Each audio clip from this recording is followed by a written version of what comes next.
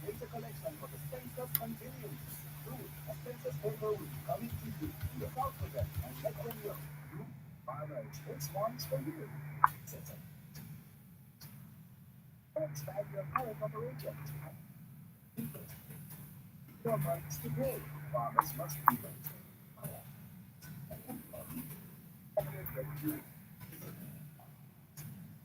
For 876, say we do not.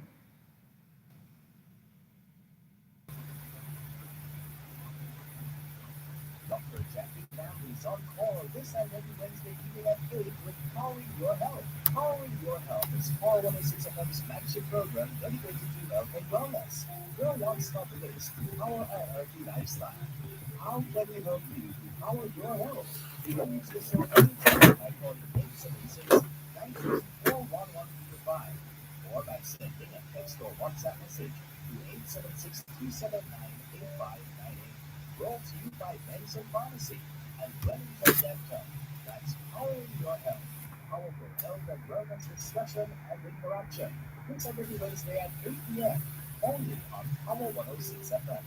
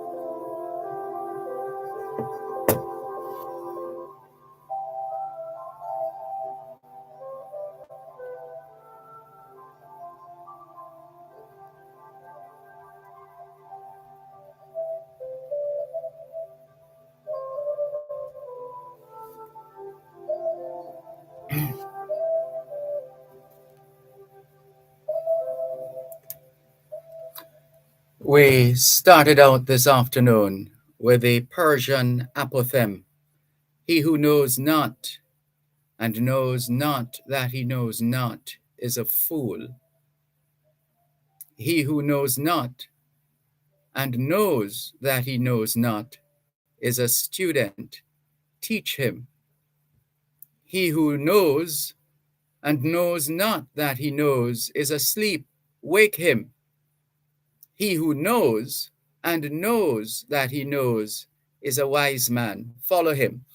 And we paired that with the soul-searching sound of Peter Tosh, the irrepressible Peter Tosh. Fools die.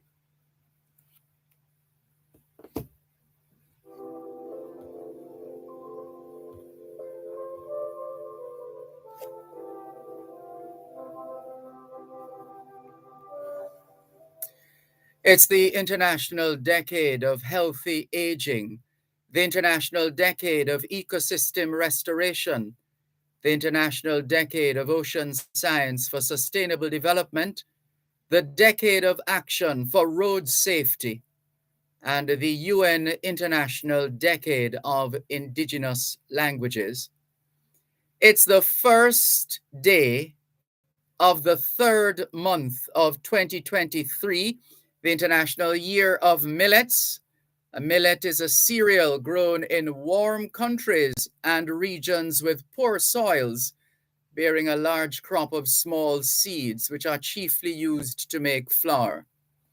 2023 is also the International Year of Dialogue as a guarantee of peace. Here in Jamaica and in the United States, the month of March is being observed as Intellectual Disabilities Awareness Month. Also in the US, it's Colorectal Cancer Awareness Month, Endometriosis Awareness Month, and Salt Awareness Month. And in the UK, March is also Prostate Awareness Month. It's Anti-Japanese Uprising Day in North Korea.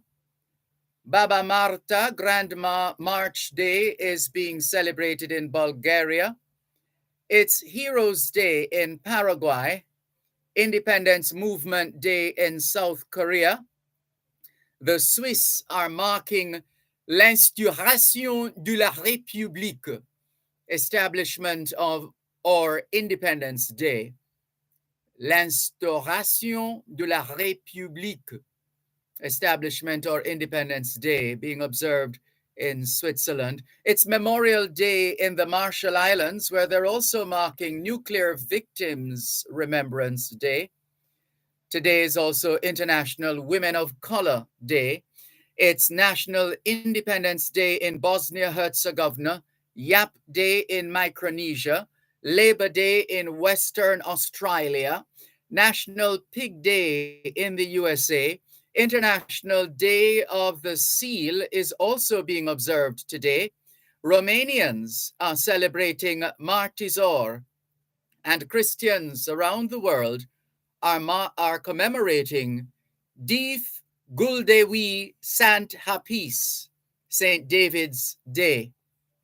In honor of St. David's Day, known in Welsh as Dydd Gwyl Dwy Sant, today's, usually on St. David's Day, and I haven't checked Google from morning, but usually Google does a doodle for in recognition of St. David's Day. Can we do a quick Google and see if they have done it today? Let's see. No, and maybe this Google has been extracted and installed, in a manner of speaking, for this region. So maybe that's why we're not seeing that St. David's doodle by Google. But nonetheless, we join in highlighting the day inspired by symbols of Welsh heritage and its ancient cultural legacy. In the legend of Dinas Emrys, a Celtic king started a battle between fierce and one red. The red dragon was victorious and now stands as the symbol centered on the national flag.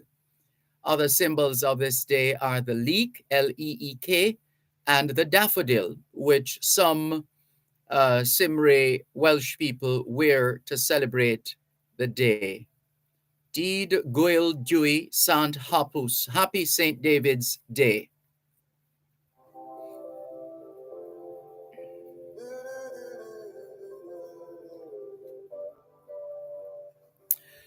Hoy es miércoles el 1 de marzo 2023 y les saludamos en cualquier parte del mundo que nos están escuchando en este momento. Estamos muy agradecidos por el don de la vida y el privilegio de servirles en otra edición de su programa Both Sides of the Story, ambos lados de la historia. Nunca vamos a tomar su audiencia por sentado, porque sabemos que ustedes tienen otras opciones. Y esta es la razón por la cual jamás olvidamos darle las gracias por elegir Both sides of the story, ambos lados de la historia, de lunes a viernes desde las 2 hasta las 5 de la tarde, aquí en Power 106 FM.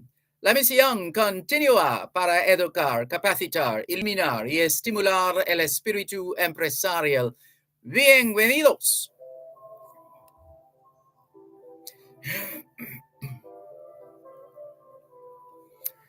C'est mercredi le 1er mars 2023 et nous vous saluons tous qui nous écoutez où que vous soyez dans le monde. Nous sommes reconnaissants du don de la vie ainsi que du privilège d'être à votre service par une nouvelle édition de votre programme Both Sides of the Story, le pour et le contre. Nous ne considérons pas votre fidélité comme l'un de soi parce que nous savons que vous avez l'embarras du choix. C'est pourquoi nous n'oublions jamais de vous remercier de choisir d'écouter Both Sides of the Story, le pour et le contre, du lundi au vendredi de 2h à 5h de l'après-midi sur notre antenne Power 106 FM. Nous continuons notre mission d'éduquer, d'habiliter, d'éclairer et d'encourager l'esprit d'entreprise. Bienvenue.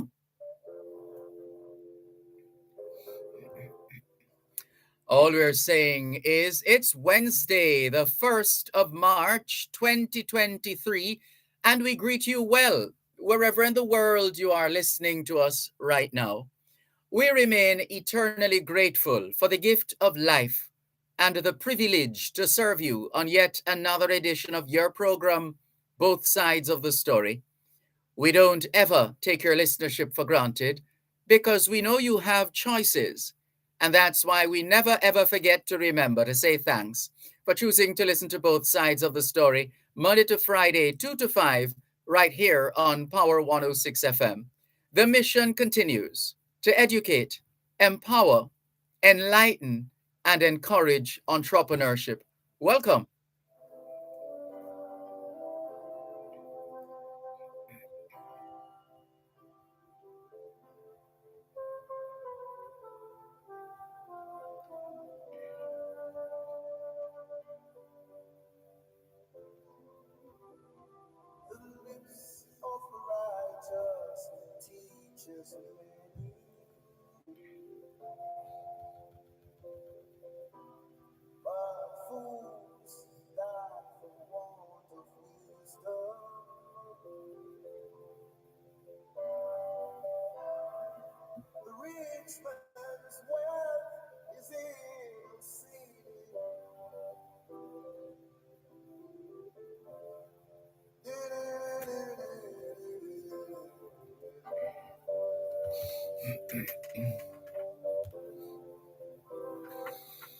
Good afternoon to those of you listening to us on 106.1, 106.3, 106.5, 106.7, and 106.9.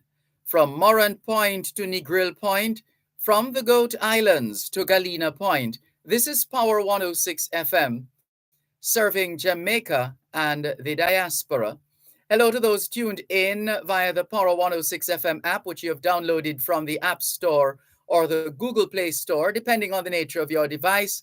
Downloading is free, listening is free, whenever, wherever.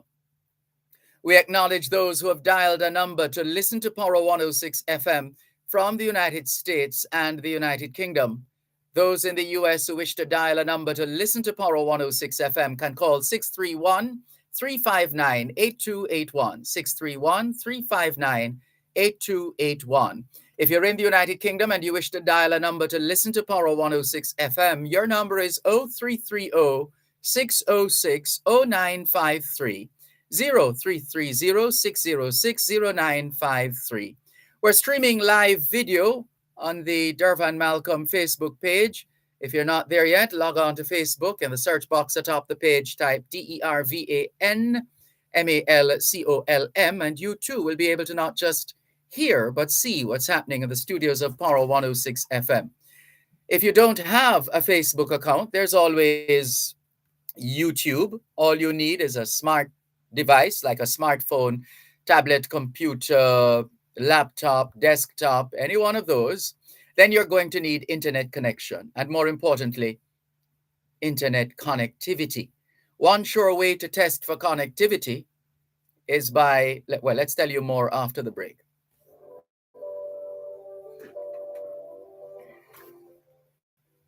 You're listening to Power 106 FM. The time is now 2:30. Tune in every Thursday at 3:30 p.m. for Your Legal Corner with Dana Walker Huntington, during both sides of the story with Dervan Malcolm on Power 106 FM. It's your source of information regarding U.S. immigration matters, combined with Power 106 FM's pioneer of diaspora broadcasting. Call in with your U.S. immigration queries and concerns on 876-924-11225, or send a text or WhatsApp message to 876-279-8598 and get the answers you need for your U.S. immigration questions. That's Your Legal Corner with Dana Walker Huntington, Thursdays at 3:30 p.m. during both sides of the story with Dervan Malcolm, only on Power 106 FM.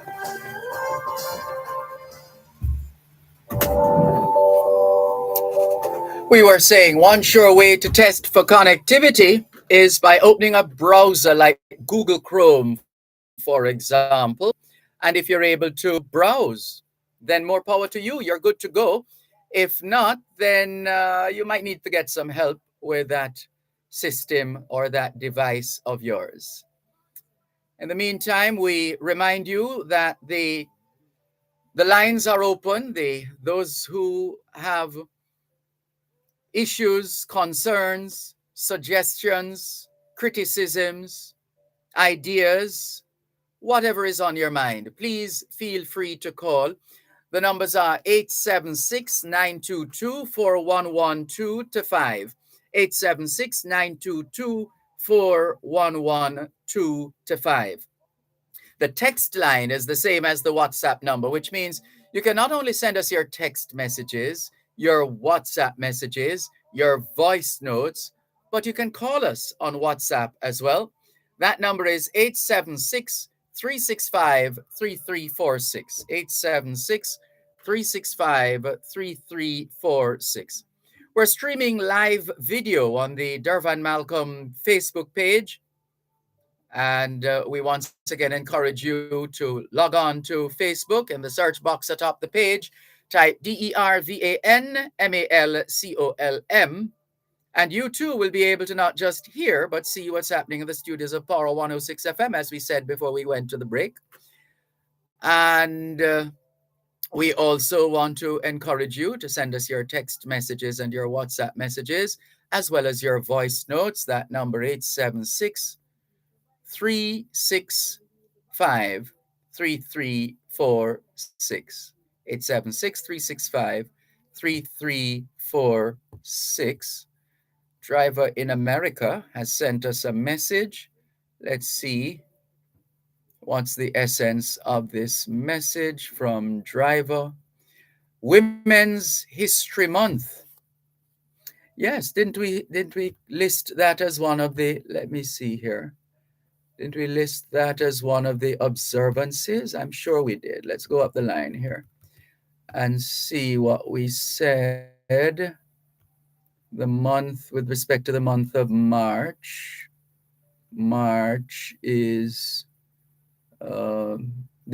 Intellectual Disabilities Awareness Month, Colorectal Cancer Awareness Month, Endometriosis Awareness Month, Salt Awareness Month, Prostate Awareness Month, and well, what we said was today is International Women of Color Day, Black Women Day, Black Women's Day, yes, or the Black Woman's Day, International Women of Color Day.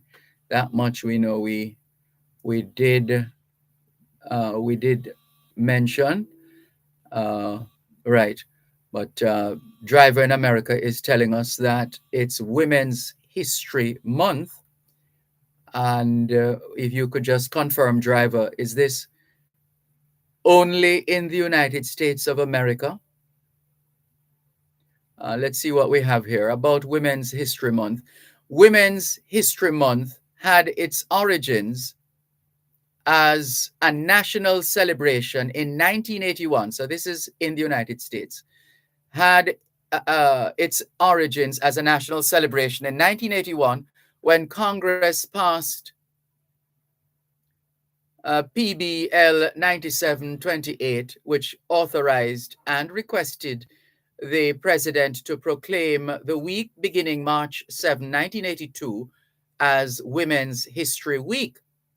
Throughout the next 5 years, Congress continued to pass joint resolutions designating a week in March as Women's History Week. In 1987, after being petitioned by Congress, or not Congress, but by the National Women's History Project, Congress passed PUBL 109, which designated the month of March 1987 as Women's History Month. Between 1988 and 1994, Congress passed additional resolutions requesting and authorizing the president to proclaim March of each year as Women's History Month. Since 1995, presidents have issued a series of annual proclamations designating the month of March as Women's History Month. In fact, I think the 8th of March is International Women's Day. These proclamations celebrate the contributions women have made to the United States and recognize the specific achievements women have made over the course of American history in a variety of fields. And so let's continue, not only on a day like today and in a month like this month, but let's continue to celebrate our Black women at home and abroad, or if you prefer, women of color at home and abroad. So, what's on your mind this afternoon? The lines are open 876-922. Thank you, driver, for the information. 922-411-225. Those are the numbers to call. Text line, same as the WhatsApp number, which means you can not only send us your text messages, your WhatsApp messages, your voice notes, but you can call us on WhatsApp as well. 876-365-3346. So here is a rare, notable mention in relation to the West Indies. Jason Holder has joined Sir Garfield Sobers, in Elite All-Rounders Club, says the story published by the Jamaica-Gleaner.com website. Jason Holder joins Sir Gary in Elite All-Rounders Club, still locked into a tightly contested battle with South Africa after 2 days in the first test at Centurion Park. The West Indies were given reason to smile earlier today after Barbados-born all-rounder Jason Holder, wait for it, wait for it, wait for it, wait for it, it's coming. Jason Holder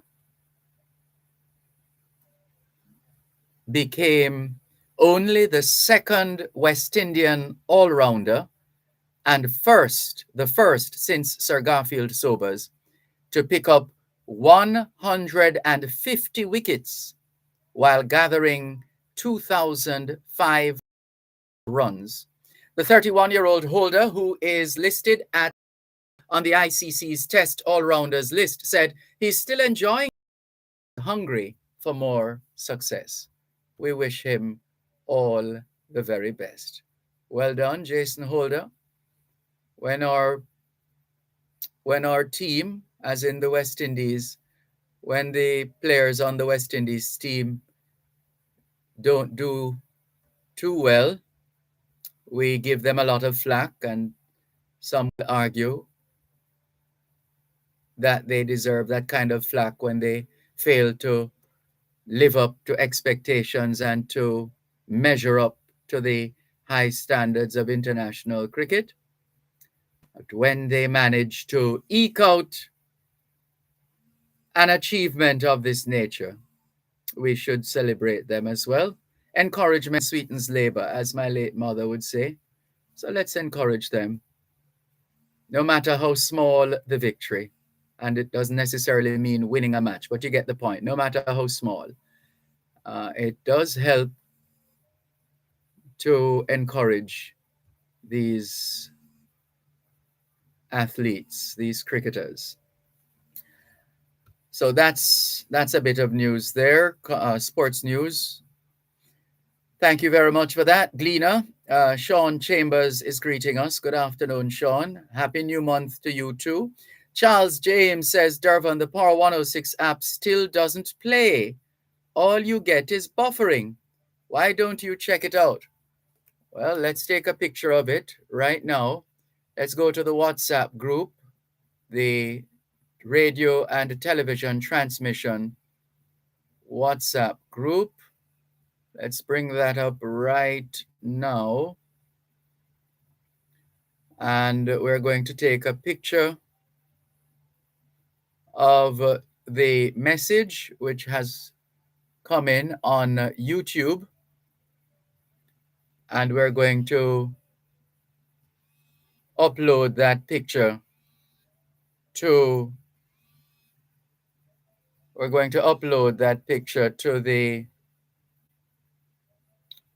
to the transmission group. So here we go.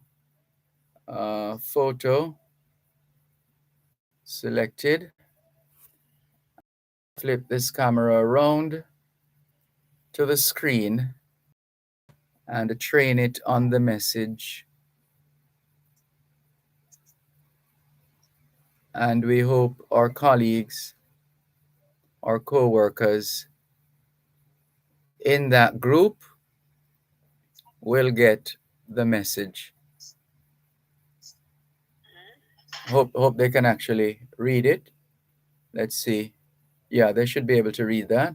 So we just sent it in the group. And we still have to say good afternoon. And that's what we're doing because we know how important manners is. All right, so let's send that. Good afternoon. Great. We have a caller on our text line calling in from the UK. It looks like a UK number or it's UK, yeah, +44, yeah. Hello, good afternoon. Thanks for calling. Good afternoon, Dervan. It's Angel Foundation. Hi, Angel. How are you? What's happening? It's Angel. I'm just using my house mobile. Well, it's good to have you on board. What's up, Angel? Well, I'm just phoning up, to say hello and that my Afro-Caribbean Expo 2023 is around the corner. Yeah. How far around the corner is it? Or how near? Well, it's on Saturday the 29th of July. Mm-hmm. It's inside a park. Beautiful tropical surrounding, and if anybody in Jamaica who want to come up and expose their business to the UK, they can give me a call. So it's the Afro Community Expo 2023, partnering with Grace Foods UK, the PM Group, and Transpac Shipping. We're happy to hear that plans are coming together nicely. That's good news. And that is going towards my project for the Greater Portmore High School. I will be building an IT suite at the Greater Portmore High School. We are busy now. We have collected already 15 new chairs, 10 computers. They're asking for 20. I'm still on the move to get the other 10. You will get them. I have, yes, I will get them. I'm hunting Grace Foods UK, the mountain. The Mary Seagull Trust. I'm all over hunting. So yeah. Yes. But if anybody, last year we had the integrated diaspora service came up from Jamaica. We had Moreland Properties came up from Jamaica. We had Condors Properties came up from Jamaica. So if anyone is gonna want to expose their business and they're thinking of coming up to the UK, July is the right time to come. For Saturday, the 29th of July. let me know, they can contact me on 0744558233, or they can contact you, Dervan, from Power 106, because Power 106 is a patron of the Angel Foundation in UK. Indeed. One moment, Angel. One moment. One moment, please. You're listening to Power 106 FM. The time is now 2:45. The February 5 off 50 sales event and things is here. Take $5 off every $50 you spend. Save big on the brands you know and trust. From beautiful Spanish and Brazilian tiles to exquisite bathroom fixtures from Sedosa, American Standard and Corona, stylish Moen and American Standard faucets, doors, windows, paint, and home decor treasures that inspires beauty and elegance. It's the February 5 off 50 sales event happening now at Home and Things, Old Hope Road and Constant Spring Road. Catch it while it lasts. Give your construction projects a solid start with top quality Jamaican-made building materials from Arc Manufacturing Limited. We deliver all your roofing nails, lumber, fencing, wire, and steel products island-wide. Call or visit any of our locations in Kingston and Montego Bay, or check out our website at www.arcja.com. Arc Manufacturing Limited, your building materials specialist.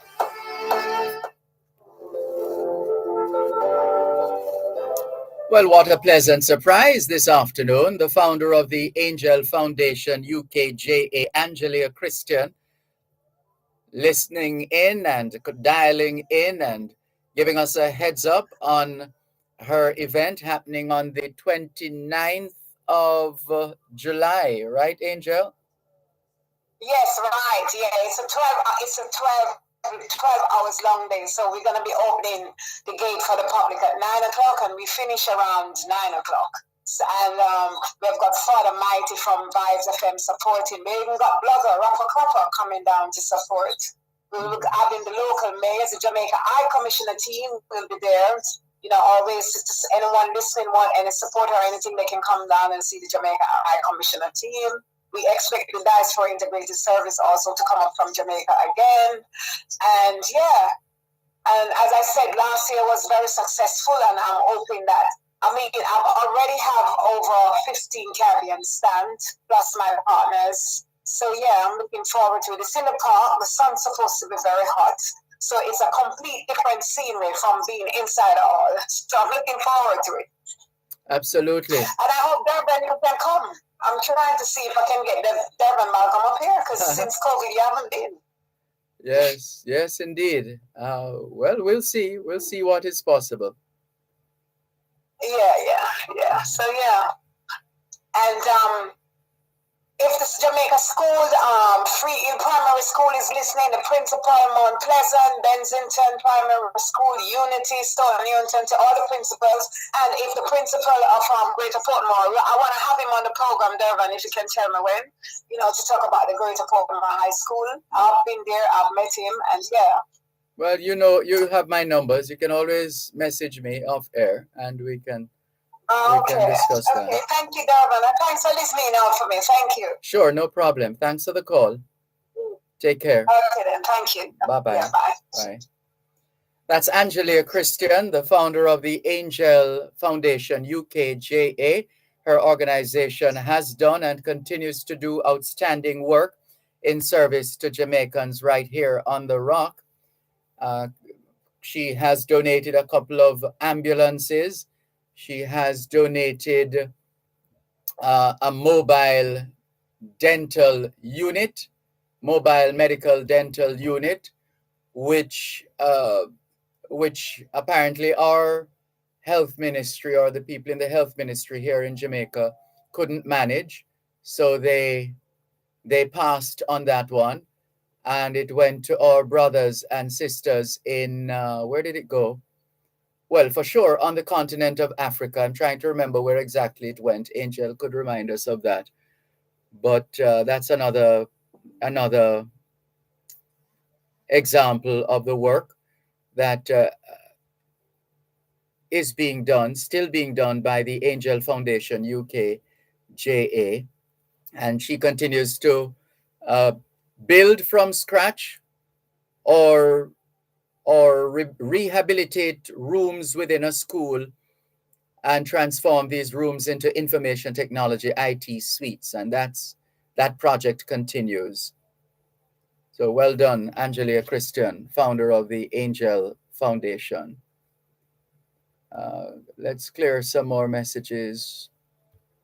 Ricardo in Glengoff, St. Catherine says, good afternoon, Dervan, Malcolm, and thank God for life. He says, shout out to all the listeners from across the world. Good afternoon, viewers, he says. Captain Dr. Rupert A. Francis says, good afternoon, Sir Dervan. It's been a while. Indeed, it has. Captain, good to see you online. Angela in Toronto, Canada. Quite scarce, but it's good to see you, Angela. Welcome. Norman Hines in St. Thomas says, good afternoon, Sir Dervan, Malcolm, and listeners all over the world. To you too, Norman Hines. Angelia Christian has left details of her upcoming Angel Foundation UKJA Afro-Caribbean Community Expo. So she has left that information for those who need more information. There you go. And there are more comments coming in as we speak. Nigel McCrae says, good afternoon, Mr. Malcolm. We had snow yesterday in New York. Today is nice. Well, we're happy for you and all the other Jamaicans and friends of Jamaica in New York, Nigel McCrae. Randy Williams says the app is working fine. Thanks for that confirmation, Randy app. I beg your pardon. Randy Williams says the app is working fine.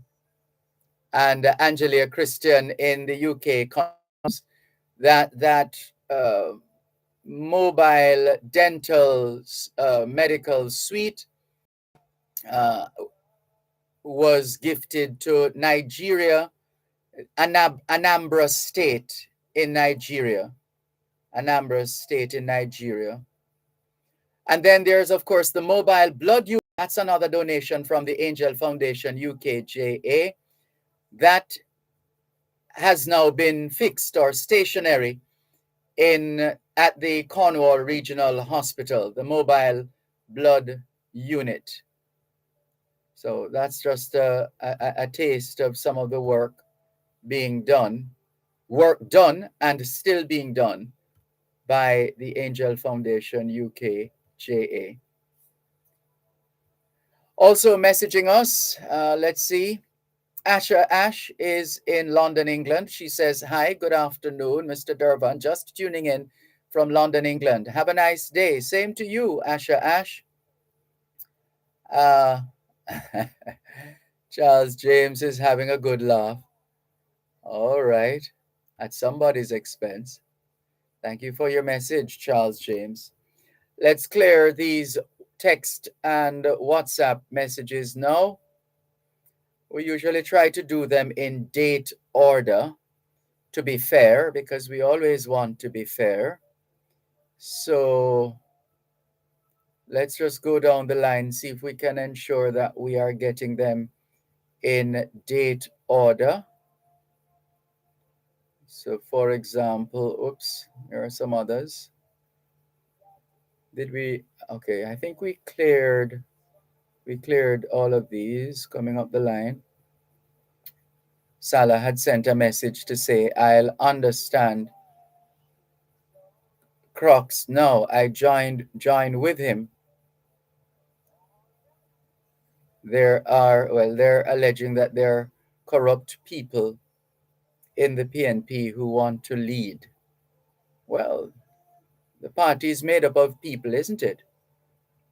And we would hope and we would like to think that for the most part, we are right across the board, we are dealing with men and women of integrity. And even those who seek to lead men and women of integrity, that they will let their voices be heard.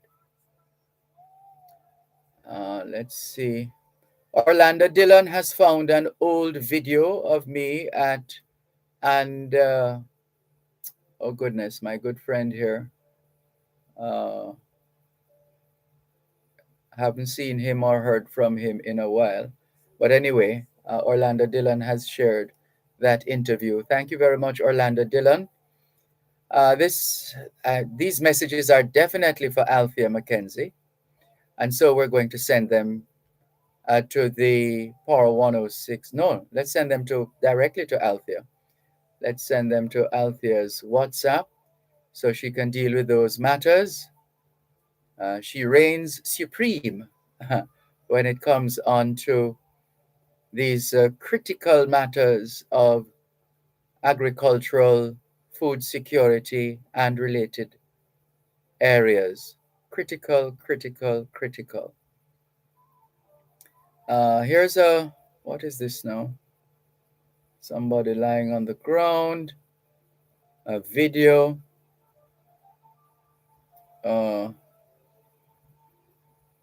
Somebody sharing some information, but we can't be sure because we would have to verify this information. Yeah, we would have to verify this information. It's covered on camera though, and the images of the police as well. Not sure what this is. Maybe we'll hear it on the news later or at some point. Rico, who sent us this footage and accompanying message, says unconfirmed report. Well, let's see. Let's see what comes out of that. And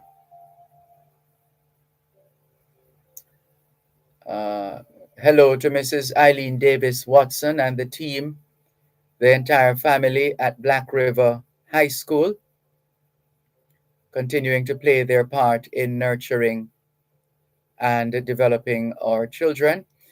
Cuban in Georgia says the government of Jamaica is doing damage to its own credibility. And then he issues a message that says no. And then he says, good afternoon, Sir Malcolm. Do the Northeast Parish Schemes Associations provide bins or garbage bags or sell them for proper containment? Or I'm sorry, we didn't get around to reading this message yesterday. Sorry about that. But we could easily share this information with the gentleman from the Northeast Parish Schemes Associations. Let's go up the line. As we said, we're trying to read these messages in date order. This morning at 11:50, Roy Lawrence was hailing up Simon. So that was a message for Simon Crosskill. M. Jam says, good day, Dervan. Mr. Robinson has not collected the package and I have not been able to reach him. Maybe you could try to contact him when your schedule permits. We're sorry to hear this. After MJAM pursued this digital Bible, this electronic Bible, we can't afford for Mr. Robinson in St. Thomas not to get the item. So we'll see if we can. Let's talk off air, MJAM, to find out. And Mr. Robinson, if you're listening, we need to have an idea of how we're getting. I think my impression is that getting the electronic Bible to Mr. Robinson had been arranged. That's my impression. We can talk some more off air, MJAM, because we can't afford for you to make the effort to replace Mr. Robinson's electronic Bible or digital Bible or talking Bible. It comes by different names or goes by different names. No, we have to make sure Mr. Robinson gets it. This one says, I'm not sure who it is meant for, because unless the person meant Simon and wrote Salmon, but even then it wouldn't be my message. Here's another message. This one came in at 2:06 from Crocs in Black River. He says, greetings. it was being spoken about publicly that the greatest desire of the members of the JLP cabinet was for the SSL scandal to just go away. Now it seems as if they have gotten their wish. I wonder what has gone into making this happen. Let's not forget and strive to hold all those who are responsible to account from Crocs in Black River.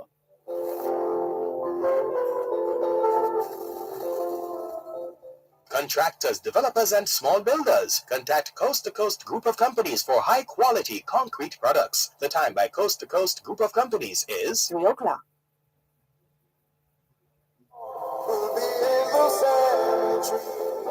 James in East London, as usual, is regaling us with the whole suite of stories coming out of the United Kingdom. Today, a white student has filed a lawsuit against Howard University's law school, alleging racial discrimination and creating a hostile education environment. Michael Newman attended the school from the fall semester of 2020 to September 2022 when he was expelled. He's seeking $2 million in damages for the suffering and damage caused to his reputation. And here's a gentle reminder of the instances in which you would use the word damages, D-A-M-A-G-E-S. If you conjugate the verb to damage, you could say, whenever you put the pot on the table, it damages the surface. So that's an appropriate use of the word. If you put the pot on the table, it damages the surface. In the event that you feel you have been wronged and you're going to take legal action, you sue for damages. You sue for damages. At no other point will you use or should you use the word, oh, well, there's no other application. Anything else is wrong. So if a hurricane, God forbid, were to pass, then we would speak of the damage, hurricane damage, the damage to the building, the damage to the school, the damage, no S on that one. But the other two will carry the S to reflect the meaning of those words. So let's see. Right, so we're sharing one of the stories that James in East London shared with us, that a white student has filed a lawsuit against Howard University's law school, alleging racial discrimination and creating a hostile education environment. Michael Newman attended the school from the fall semester of 2020 to September 2022 when he was expelled. He is seeking $2 million in damages for the suffering and damage caused to his reputation. Howard University has stated that it will vigorously defend itself against the claims. A police officer is facing charges of common assault over the arrest of a man who climbed the side of a tower block last summer. Dr. Emmanuel Abraham was struck off from the medical register for deplorable conduct while working in Aberdeen. These are stories coming out of the United Kingdom. Met police officer sacked after punching woman during arrest. Oh dear. He took one of the weapons home from work and used it to shoot himself. A former Metropolitan Police officer took his own life using a gun from his new job. Michael Roberts, 50, was sacked as a police officer after he was convicted and jailed for a violent offense. But he then managed to secure a job at the UK's gun regulator, testing new firearms at Proof House in London. Maria Pearson has spent 35 years behind bars after stabbing a woman to death in Hartlepool, the UK's longest-serving female prisoner, has been denied parole for the 9th time. Maria Pearson, who is dubbed as the Forgotten Prisoner, brutally stabbed her ex-boyfriend's new partner, Janet Newton, to death in a Hartlepool street back in 1986. And also a prison officer jailed after sending explicit messages. Grandmother threatened with deportation despite entire family living in UK wins right to stay. Hackney Central stabbing, first photos of scene as man left fighting for his life after being knifed at London Overground. There are a lot of first and second generation people in London, so they're more likely to spend the time with people or identify with people who come from their country of origin, which makes, who is it now? Some Londoner Aurora Victoria, who has lived in London for the last 9 months, took to social media platform TikTok to share her experience of being a Black American in the UK compared to the US in honor of Black History Month in the US. Man admits infecting woman with HIV is another story coming out of the UK. Onlookers have described the arrest of a couple who was on the run for 54 days with their baby, who is feared to have come to harm. Mark Gordon is said to have been restrained on the floor as he screamed and shouted at police. Also coming out of the UK, emergency services have been contacted for further information. Police have descended on West Croydon bus station and are investigating an incident. More people immigrated to UK in 2022 than any other year in history. Another story coming out of the UK. A series of shocking incidents on public transport has seen 3 men stabbed. A horrendous 17 hours on London public transport has seen 1 man stabbed on a bus and 2 men stabbed at Transport for London Station. So you see the situation here. A lot of violent acts taking place in the UK, but their weapon of choice appears to be the knife, perhaps because it would appear that it's difficult to access weapons other than knives, like guns, for example. Those who live in the UK can help us with that. The extent to which the average, well, let's not use the term average, the extent to which citizens have access to guns, right? And let's see. King Charles reportedly began the eviction process a day after Prince Harry's book Spare hit the shelves. Harry and Meghan only lived at Frogmore Cottage for 6 months before moving to California. King Charles evicted Prince Harry and Meghan Markle from Frogmore Cottage just 24 hours after his son's memoir, Spare, was released. It has been claimed. Prince Andrew resisting move to Frogmore Cottage and will fight to stay at Royal Lodge.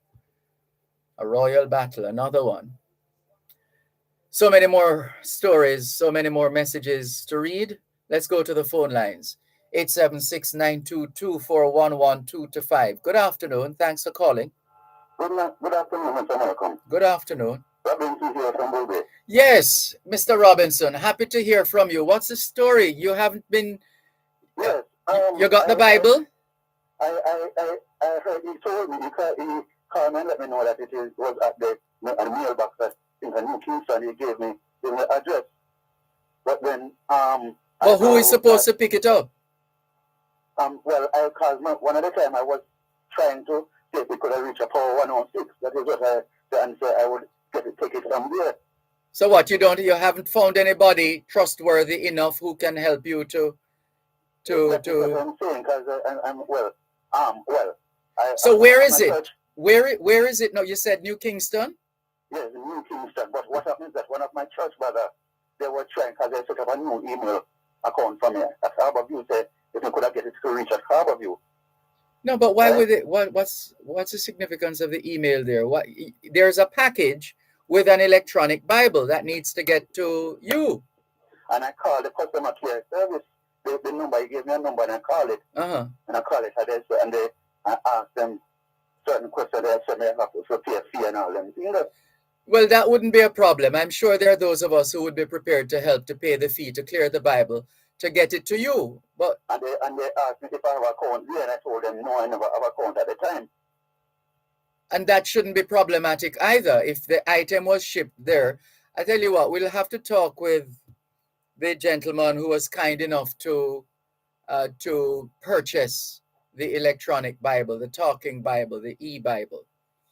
MJam is the moniker he's using right now, Moniker. So I'm going to give him a call and see if I can locate the item. And then if it comes to that, I personally will go there and explain the situation to the customer service rep or whoever is there, or supervisor, whoever, so that we can get this. But we will still need to get it to you. So it's a matter of what would be easier. As I said, well, if we could reach a port riot, 4106. All right, hold on. I saw a message from M Jam a while ago. This gentleman who was kind enough to purchase the item. He says, I paid all fees. He doesn't need to pay, only to pick up. Only to pick up. Did you hear that, Mr. Robinson? Yes. So what we need now is we just need the address of the place. And I know sometimes there's some kind of a number attached to that shipment. So if you can send the address to us, as you send the address to me, and somebody wrote it down on a piece of paper for me. But so can you get it to me then? I wonder if MJam can send it, because he will send it to me. All right. Well, I know he's listening because he has responded. So MJam, can you WhatsApp or text me the information on the package in terms of what needs to be done to facilitate the pickup? And Mr. Malcolm, I want him to know that the reason why he's not getting me is because the digital number is down. It is down from Monday. Okay. So the phone is showing, it is saying emergency call only. Right. All right. So I've just received the address of the place. I'm seeing 12, I think it's Altamont Crescent, 12 Altamont Crescent. And I'm also seeing a code, which would be the information that I would give the customer service rep at Altamont Crescent in order to retrieve the package, in order to collect the package. Okay. So I'm going to see if I can insert myself in all of this to get that package. Now, if I get it here to Lyndhurst Road, you will be able to pick it up here. To pick it up, right? It will be very easy for me. Right. And MJam is telling us that he just sent another email to let them know I will pick up the package. All right. Okay. So I'll gladly pick up the package. But hold the line. Let's just make sure. We have taken down your number a few times, but just to be certain, let's just get Mr. Robinson's number once again and just send it to me. Forward it to me, please, so I can be in touch with him as we play our part in ensuring that he gets his electronic Bible, his digital Bible, otherwise known as the Talking Bible. And we thank MJam for the role he has played in acquiring this digital Bible, this electronic Bible, this talking Bible. Velta Wilson says, good afternoon, Mr. Malcolm and listeners. Have a blessed day. Same to you, Velta Wilson. Paul in Philadelphia, this is Paul Miles of the eponymous Paul Miles Foundation, says, good afternoon, Dervan and all listeners. Good afternoon, Paul. Paul Miles, you must be very, very busy because we haven't seen a response from you, from your the last message we sent you in relation to your outreach, the work that you do. So we need to talk, Paul Miles. Lisa Brown Campbell says, thanks for stepping in to get this resolved, Mr. Robinson. It shouldn't be this hard at all. Thanks, MJAM, for sourcing and shipping the e-Bible, says Lisa Brown Campbell. More in a moment.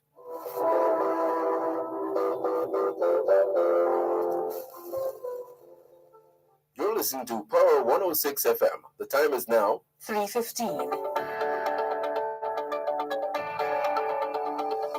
Your health is key to your wealth. Suffering from muscle, joint, neck, back, and other pain? The Rehabilitation Institute of the Caribbean, in association with Winchester MRI, Immune Active Denk, and Almighty Studios present Rehabilitation Now, a 30-minute feature on physical medicine and rehabilitation for persons overcoming pain or dysfunction from injury or disease that affects muscles, tendons, nerves, and joints. Rehabilitation Now with rehabilitation physician Dr. Paula Dawson and host Alicia Taylor airs every Friday at 3:30 p.m. during both sides of the story with Dervan Malcolm on Power 106.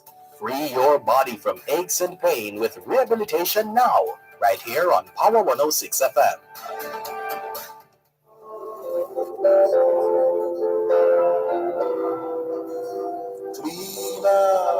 Clean up job creation.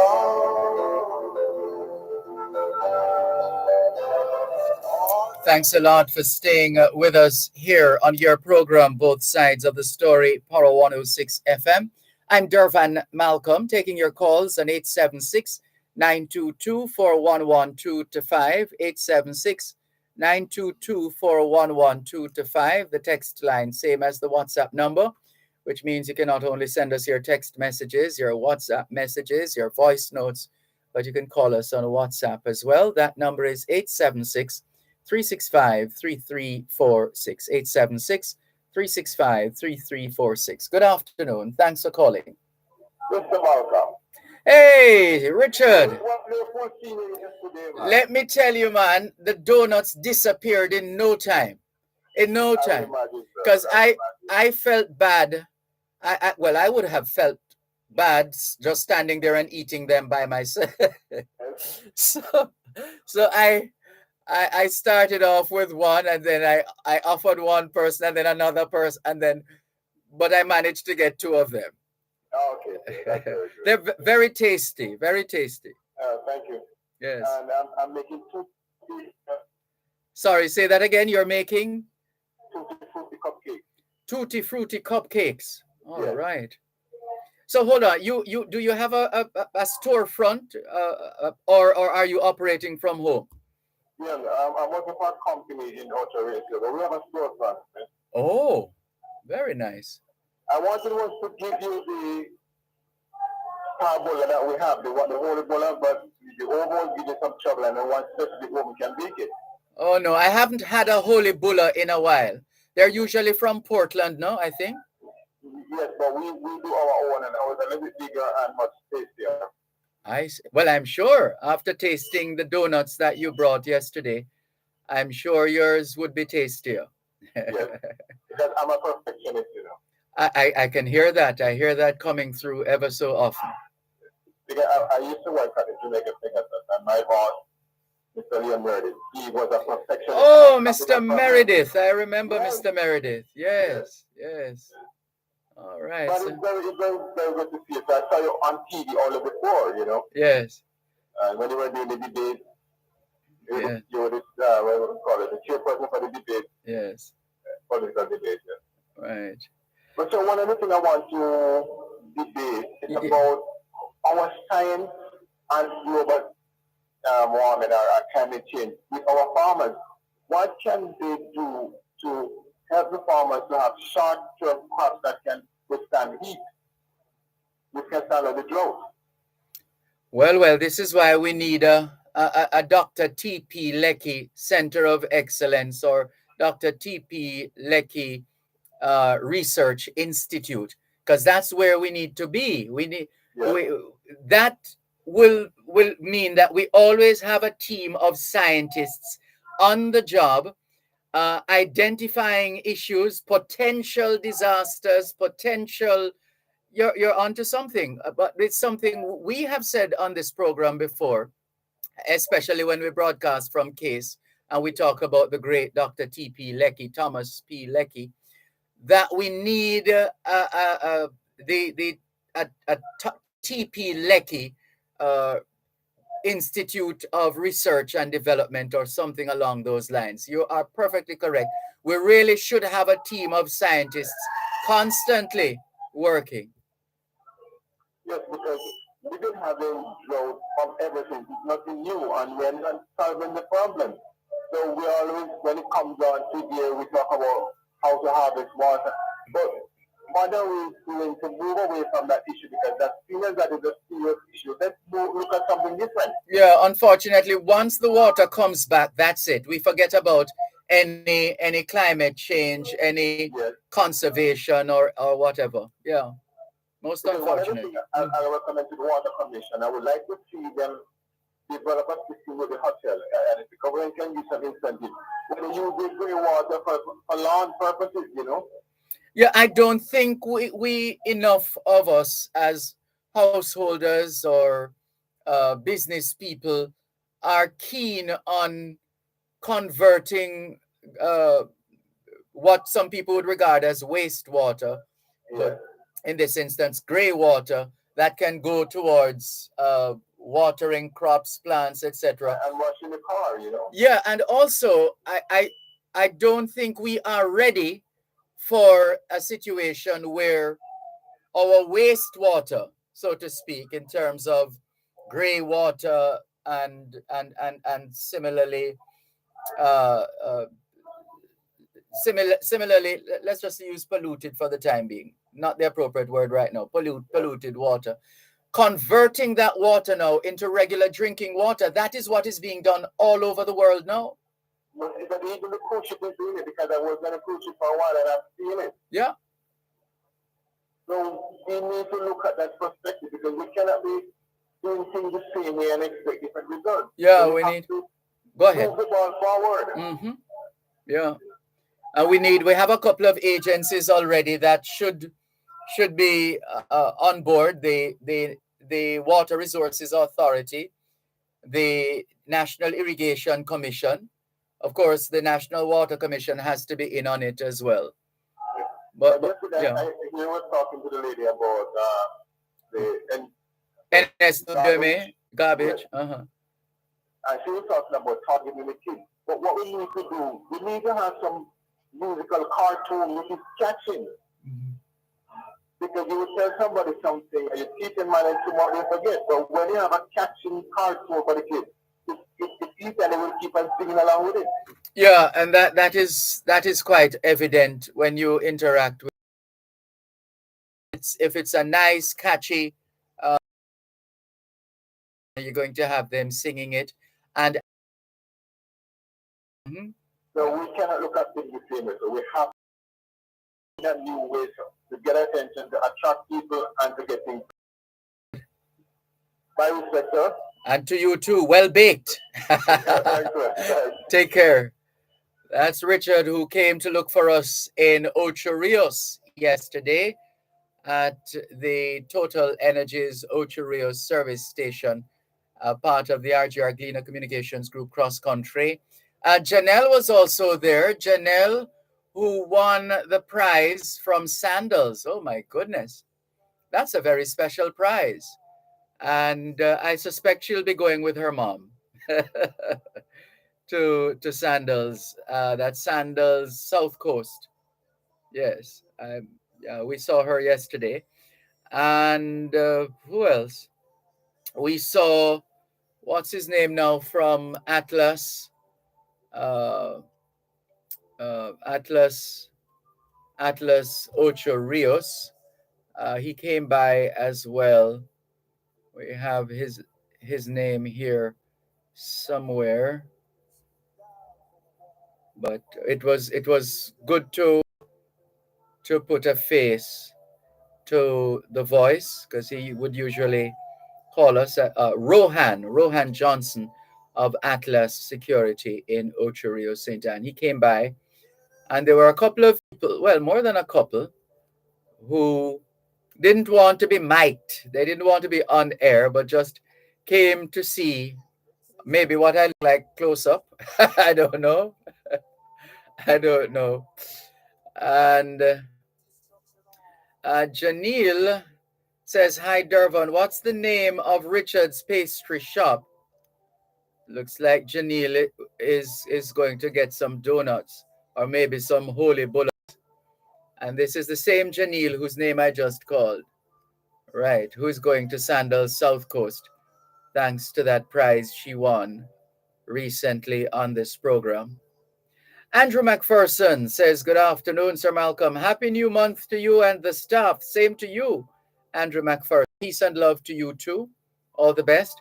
Michael from Belle Plaine in Clarendon says, "Good afternoon, teacher, to you and your listeners. I'm here home.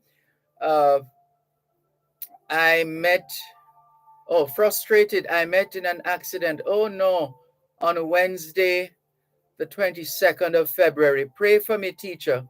God is good because my car mashed up, but I'm good. Thank God. Keep safe. We're so sorry." Michael from Belle Plaine, Clarendon, we're terribly sorry to hear that you were involved in a motor vehicle crash. We trust the injuries are not too serious and that your recovery will be complete. So sorry to hear that. Commiserations to you and your family. Michael from Belle Plaine in Clarendon. And let's see who else is messaging us. This one says, "Hello, teacher. Good afternoon. Happy March, Kojak Country Lifestyle YouTube channel. Sending love to everyone listening to Power 106 FM here in Content Bogwalk." Thanks for staying in touch with us in Content Bogwalk. Yet another message. "Good afternoon, Dervan. Assuming Jamaican civil engineers have learned the intricacies of highway construction and are now capable of making world-class highways and roads, will the government of Jamaica now make overtures to Jamaicans in the diaspora to pay off the Chinese for those already completed projects and then float a diaspora bond to finance future national projects and pay the tolls to such bond purchasers?" That's asking a lot. That's asking a lot there. Let's see if any of that will happen. The message isn't completed. Let's see. Would the Jamaican government be eager to offer prime property to the Jamaican diaspora at a concessionary price and terms commensurate with those offered to the Chinese or other bidders? Well, are the documentations of the Chinese open to public scrutiny, or do they fall under the rubric of being private and confidential? Because we would have to see what are the terms and conditions the Chinese are being offered and how those square with whatever was being put forward or would be put forward to members of the Jamaican diaspora. And another part of the message says, "How about amalgamation between diaspora and the Jamaica Development Bank, particularly focusing on development projects? This would help to create our Jamaica, our way." Well, this is happening already. There is a dialysis center. I believe it is located in the friendly city, Montego Bay. And the proprietors are Jamaicans from the UK who have set up this business, this health business, in healthcare business in, I think is it St. Elizabeth or St. James? Not remembering. There's just so much information in this head. and sometimes we do a bit of searching, or we have to do a bit of searching. But there is that, and I'm just trying to remember. There are Jamaicans, for example, I know of in Florida who are engaged in housing developments right now. They're building housing units. So there's that. And I could think of, if I check my data bank, I could tell you a little more on those. One moment, please.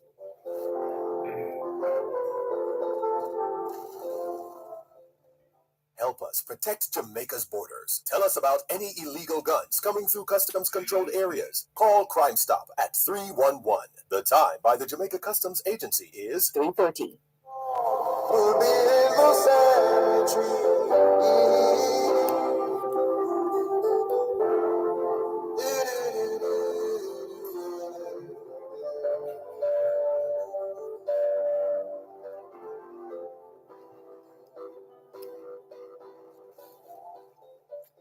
Thanks a lot for staying with us here on your program, Both Sides of the Story, Poro 106 FM. Still streaming live on the Gleaners website, go-jamaica.com. Joan in Bermuda, looks like she's she's been invited, has she?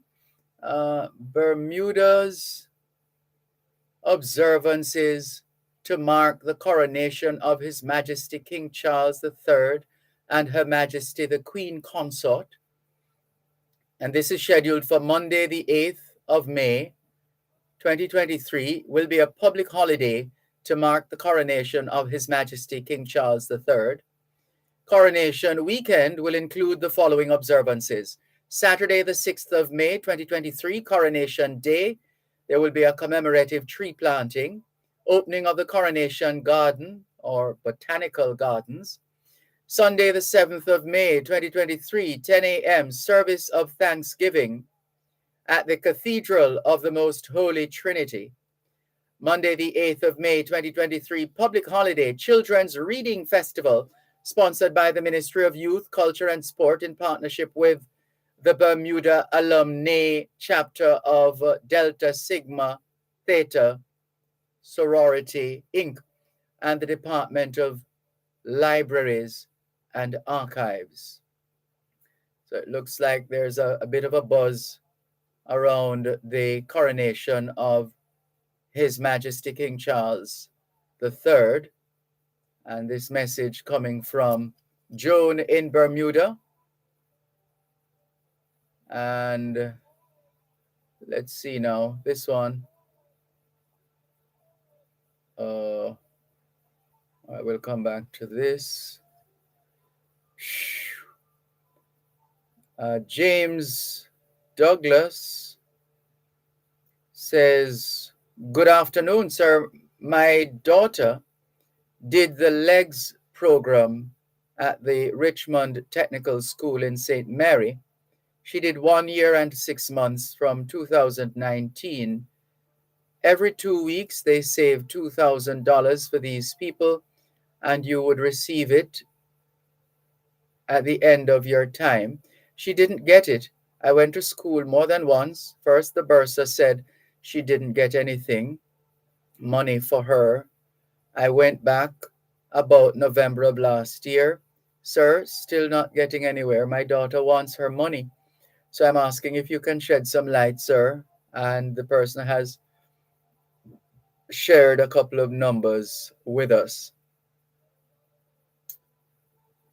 There must be someone at this school you can talk with. And if you're not satisfied, since this is this an institution, I believe this is an institution under the overarching education umbrella of the Ministry of Education. And so if you're not satisfied with how your daughter's matter is being handled at Richmond Technical School in St. Mary, I think you have a couple of stages. You could take it to the Parent Teacher Association. If you're still not satisfied, you could take it to, well, I believe the Students' Council representative you could also take it to the student council representative who actually sits on the board of Richmond Technical School, if it's operating like the other schools, assuming it's operating like the other schools, that that we you could take that route. You could also take the matter to the board of the school board, and if you're still not satisfied, you could take it to the the regional, the respective regional body with responsibility for that area, the education arm, the arm of the Ministry of Education with responsibility for that area. If you're still not satisfied, then you can take it to South Heroes Circle, where the Ministry of Education is located. I would humbly suggest, James, that you pursue at least one of those courses and and see and see what's happening there. The person who was asking about, who was saying the app is not working, a member of the team from the engineering team here at Power 106 FM has said that he or she doesn't think their the listener is using the Our app. She says, he or she says, I'm listening without any issues. All right, so that's not a Power 106 issue. It's the source, your source, whatever your source is, other than Power 106 or some secondary source that is transmitting Power 106. This today's message is from this listener. Well, let's go with the first one. Good afternoon, Dervan. It's always a pleasure listening to you. I'm fascinated by the work being done by the Angel Foundation. Please, I would like her number. I would like to attend. All right, let's see. All right, we'll have to put in a reminder here. All right, let's see if we can get this to Angel from this point. So let's do this. And calling me, who is this now? Oh, so from Auburn University. Oh, and I beg your pardon, Annuburn Museum. All right, so let's forward this information. Who are we forwarding to now? This is going to Angelia Christian of the Angel Foundation. All right, so we just forwarded the information. And I think you're asking for a number as well. So let's bring this up and view contact, share contact, and let's send it to Angelia Christian. There you go. Done. And Angel herself is typing away as we speak. This message says, Dervan, please don't spend valuable time talking about converting gray water into potable water. Jamaica hasn't reached that stage yet. What we need to do is to build a reservoir in Kingston, sewage plant, and stop emptying effluent into the harbor and garbage energy plant. Something is not right there. We have a first world taste with a third world pocket. From Patrick Howell. We hear you loud and clear, Patrick Howell. This one says, I was thinking about roads, bridges, airports, like in St. Elizabeth or Manchester or Clarendon, etc. And this is in reference to what? I think we missed the rest of the message. No, we read this. So this was a rejoinder. Let's move on. So Angel says, send it to me, Dervan, not the person. Well, we have sent the information to you, and you can deal with it how you wish to deal with it. Thank you very much, Angel. There's another message we're missing. So, there we go. Where did it go? Okay, all right, good. I think we have covered all the text messages and WhatsApp messages for now. Let's just make sure that is so. Let's go over to the text line. No, we still have messages, well, at least one. This one from Natalie Winter in Washington Gardens.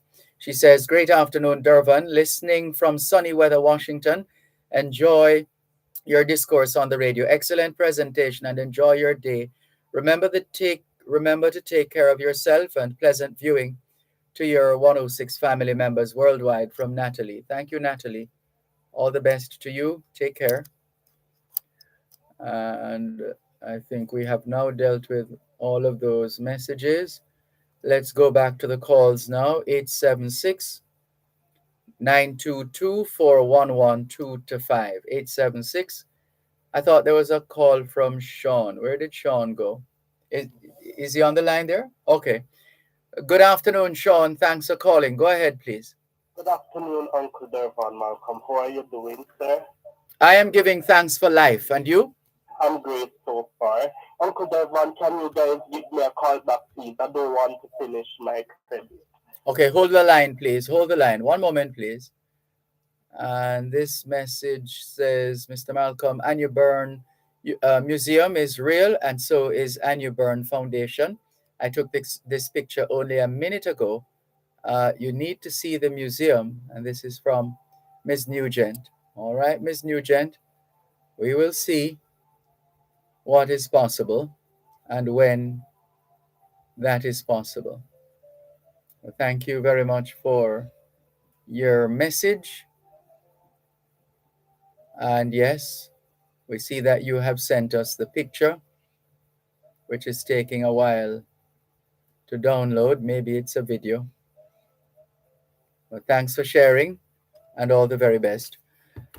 Let's clear some more messages now. Let's go over to Facebook Live. Paul Miles says, "Yes, Dervan, I have seen. Busy working on glaucoma project.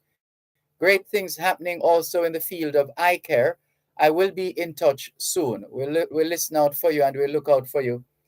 Paul Miles of the eponymous Paul Miles Foundation. The word eponymous there just means that the organization bears his name. So the eponymous Paul Miles Foundation. Cherry Henry says, "Keep up the good work." Thank you very much, Cherry Henry. All the best. Sophia Nemard in Newell, St. Elizabeth is also online. Good to have you on board as usual. And Cherry Henry is also hailing us up on YouTube. Galloway Kevin says, "Welcome to you." Oh dear. No, I speaking of me in those terms, I'm sorry, I will not repeat those terms. No. Poor me. Anyway, thank you for your message anyway, Galloway Kevin. And good afternoon. It looks like a certain lady has landed. Good afternoon to you. Good afternoon to you. And she knows herself. She has landed and she's greeting us. Good afternoon to you. Happy to know that you have landed safely. All the very best. And Kevin Galloway says, "Special thank you, Saint Christy, Jessie, Chantal, Ekabe, Miss Joan Pinkney, Clover Taylor, Miss Eunice Ingram, and all maidservants and men servants of the Lord. Hallelujah," says Kevin Galloway. Thank you for your message. All right, we're having a difficulty reconnecting with you, Sean. We're having a difficulty reconnecting with you. All right, and let's go. We're going to a scheduled interview right now, so you can stand by for that. Let's do this. And right, so there's an upcoming event which we want to share with you, our faithful listeners at home and abroad. And we'll introduce our guest in just a moment, who will give us more information on the program called Connect. Let's connect with Ambassador Marks, and that's Ambassador Audrey Marks, Jamaica's ambassador to the United States. And we have some other stories that we'll be sharing with you for the rest of the week as well, and into next week. Just keep listening. One moment, please.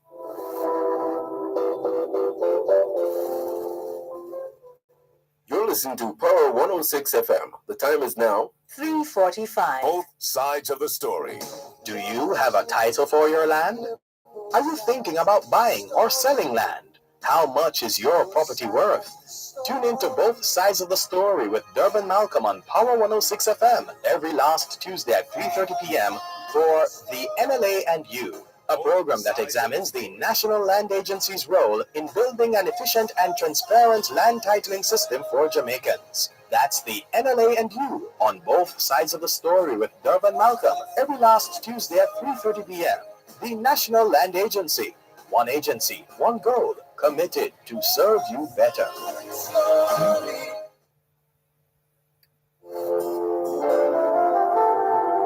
Waddell. We got to build a better nation.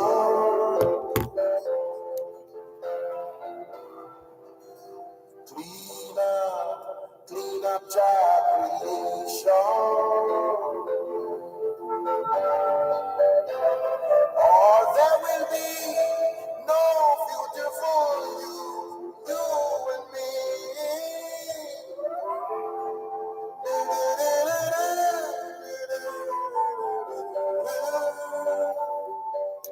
Thanks a lot for staying with us here on your program, Both Sides of the story of Jamaicans and Jamaica at home and abroad.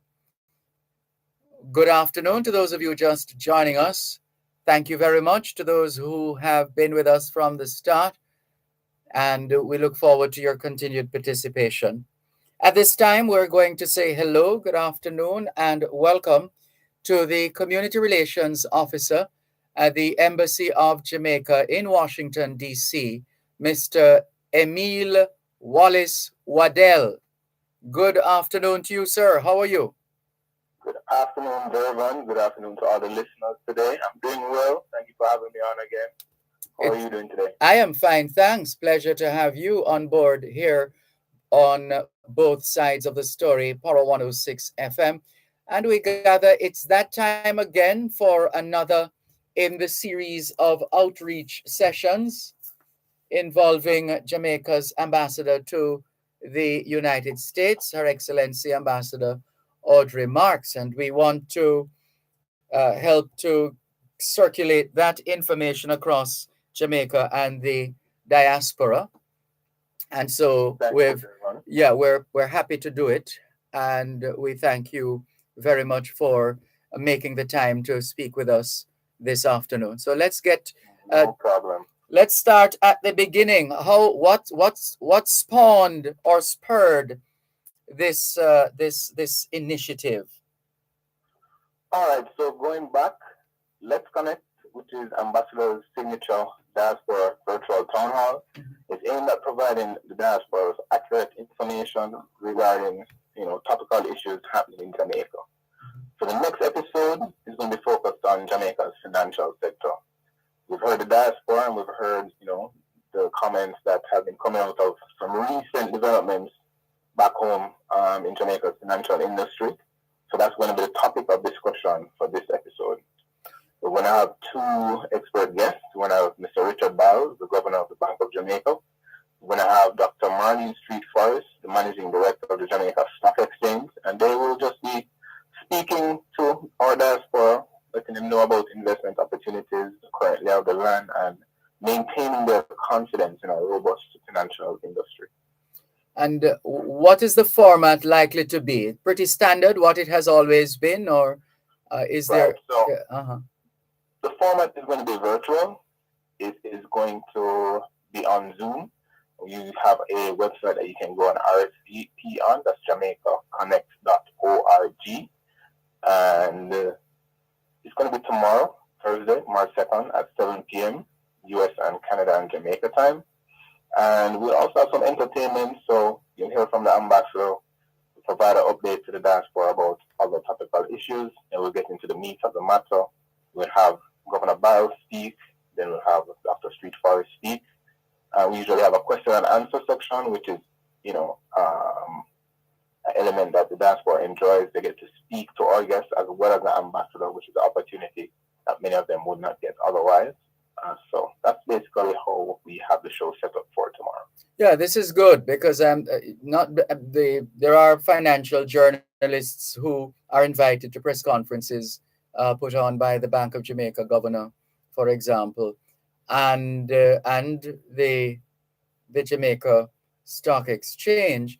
But to be able, as a Jamaican here at home or abroad, to log on to this Zoom platform, to be able, from wherever in the world they are, not least of all here in Jamaica, to be able to ask questions of the governor of the Bank of Jamaica and the managing director of the Jamaica Stock Exchange.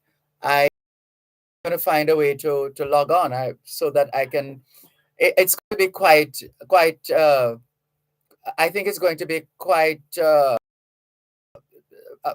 Let's just say colorful, Okay.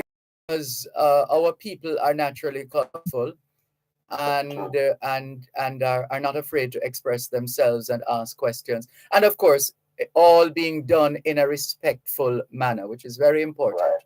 Yeah. Very important. Mhm. Very important. And so far, the diaspora, they have demonstrated that they're considerate to our guests.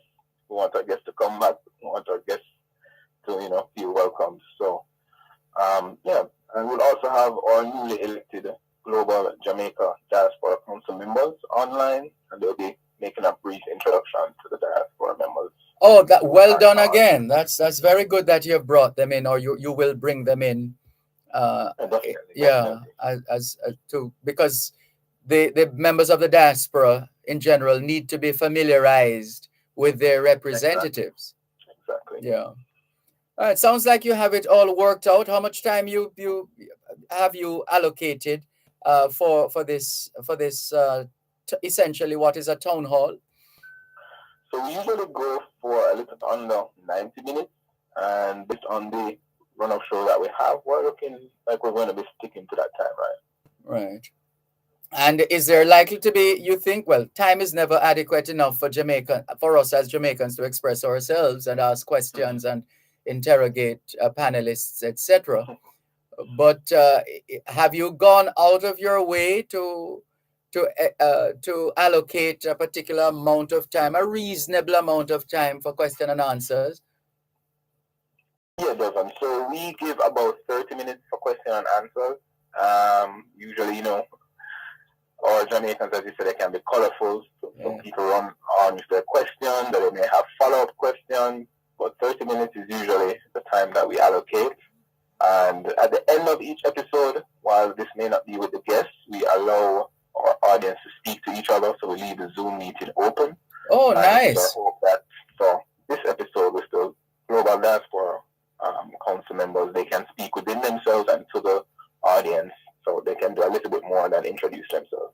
All right, and this link I'm looking at, how do I get well, those who are listening to us who would like to join, those in the diaspora and those here at home who would like to join tomorrow's session led by Ambassador Marks and her panelists, Marlene Street Forest and Richard Biles.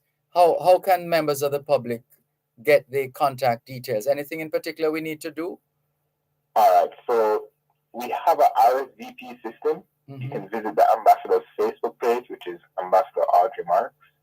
On her page, you'll see a few posts about the event and an RSVP link. Once you RSVP, you'll get the Zoom details and you'll get a reminder for tomorrow. And we also have a dedicated website, which is JamaicaConnect.org.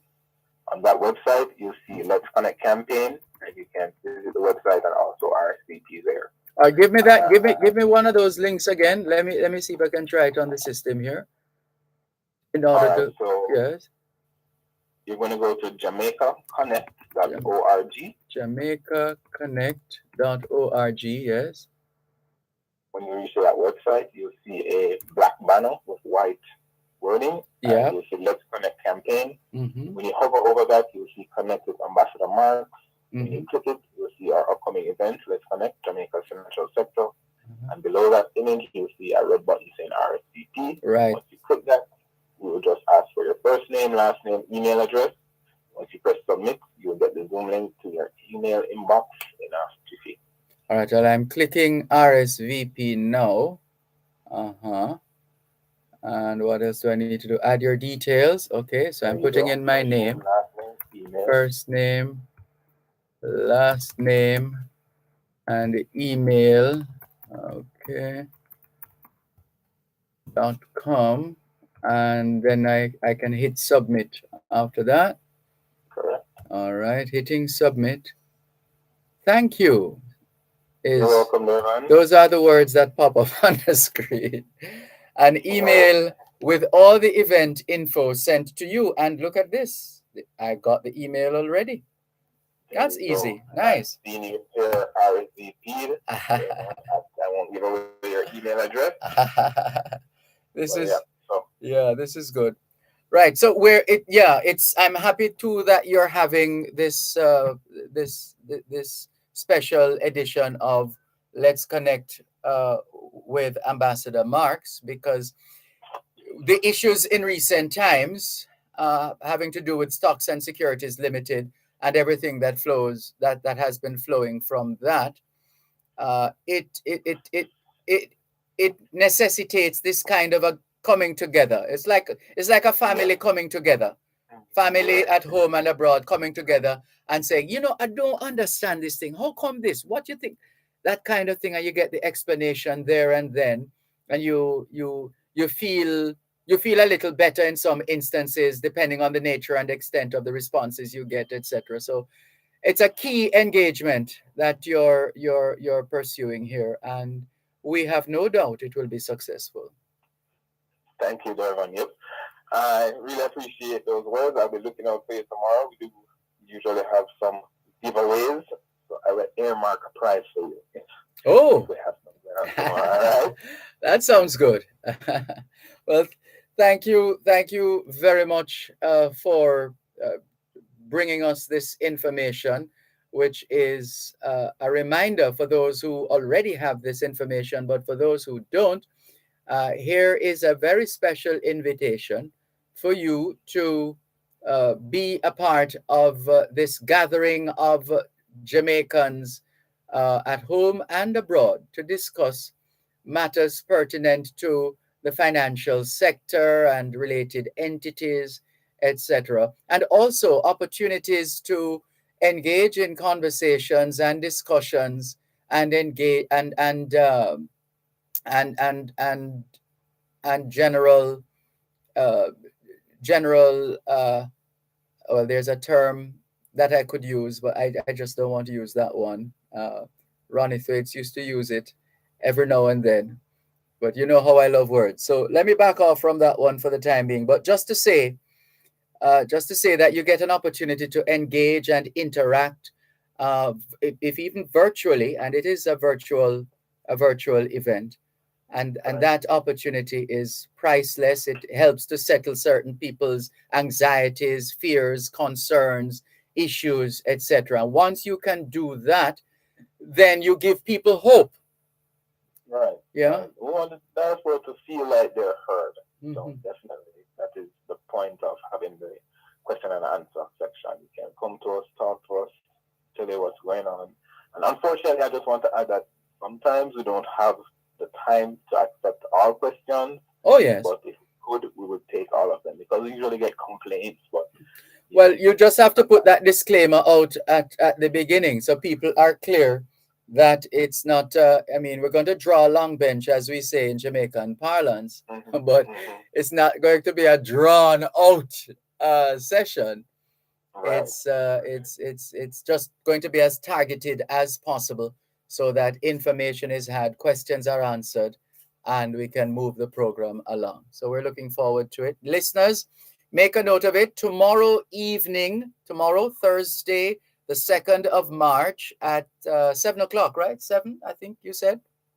7 p.m. Yeah, 7 o'clock. And we're on the same time, USA, Canada, Jamaica.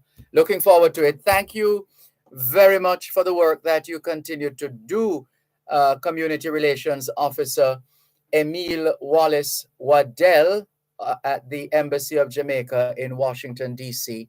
Well done. Thanks a lot. And we'll see you online tomorrow evening. See you online tomorrow, Dervan. Thanks very much, and thanks to all the listeners. Great. Thank you too. Take care. At Wellington Dental, they offer cleaning, filling, whitening, and other services for the entire family. The time by Wellington Dental is 4 o'clock.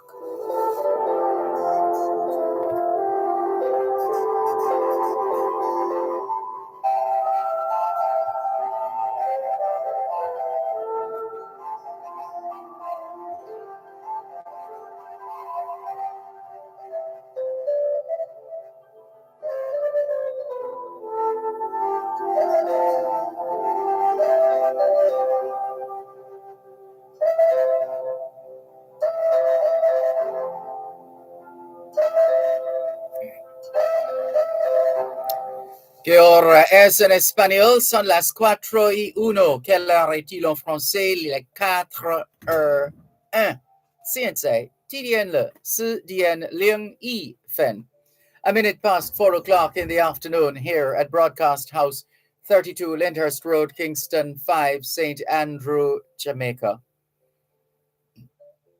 Have you had a checkup lately? If not, now is a good time. Let's not wait till we get sick to get a checkup. How about that?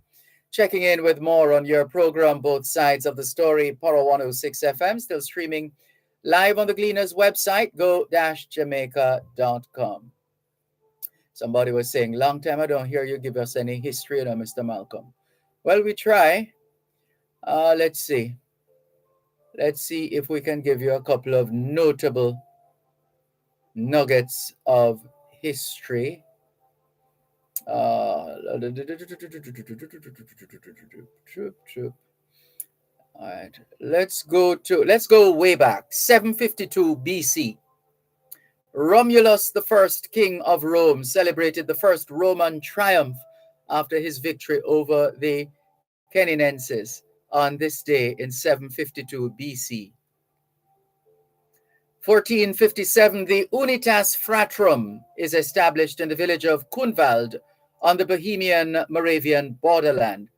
It's to date the second oldest Protestant denomination.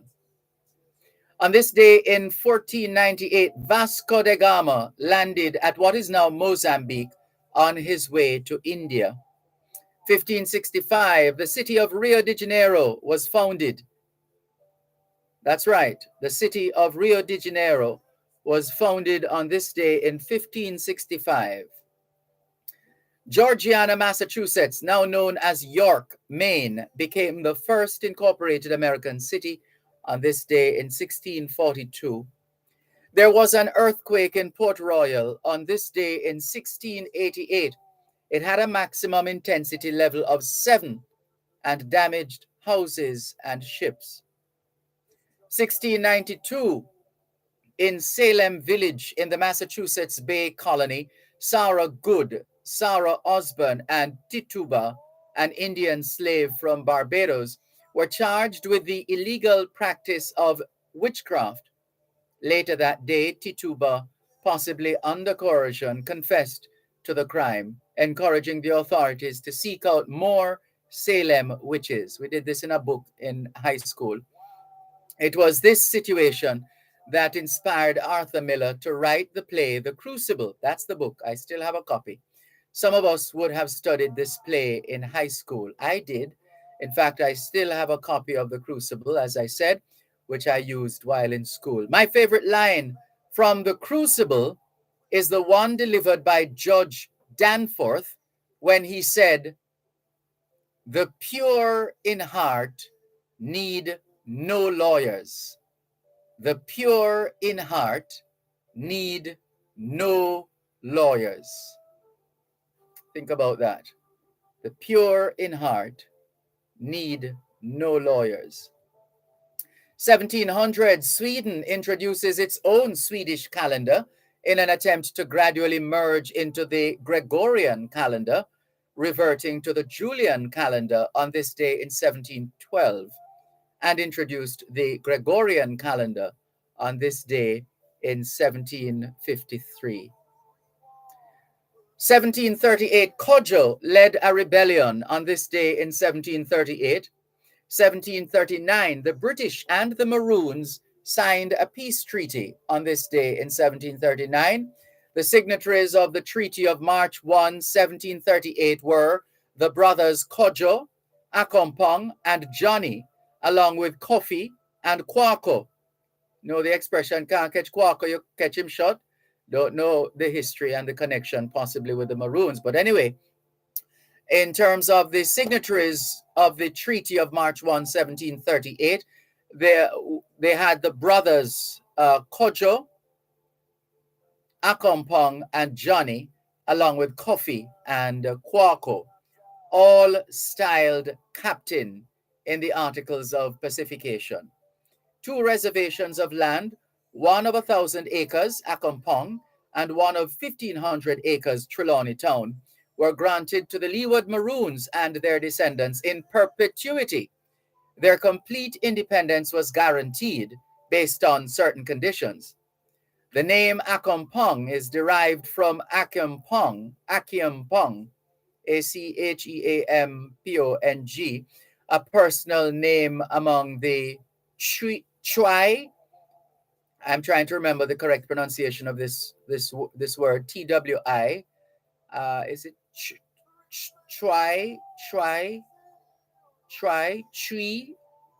either try or tree, and that's a particular language. Twi-speaking people who were brought to Jamaica in the 17th and 18th centuries from the area now known as Ghana.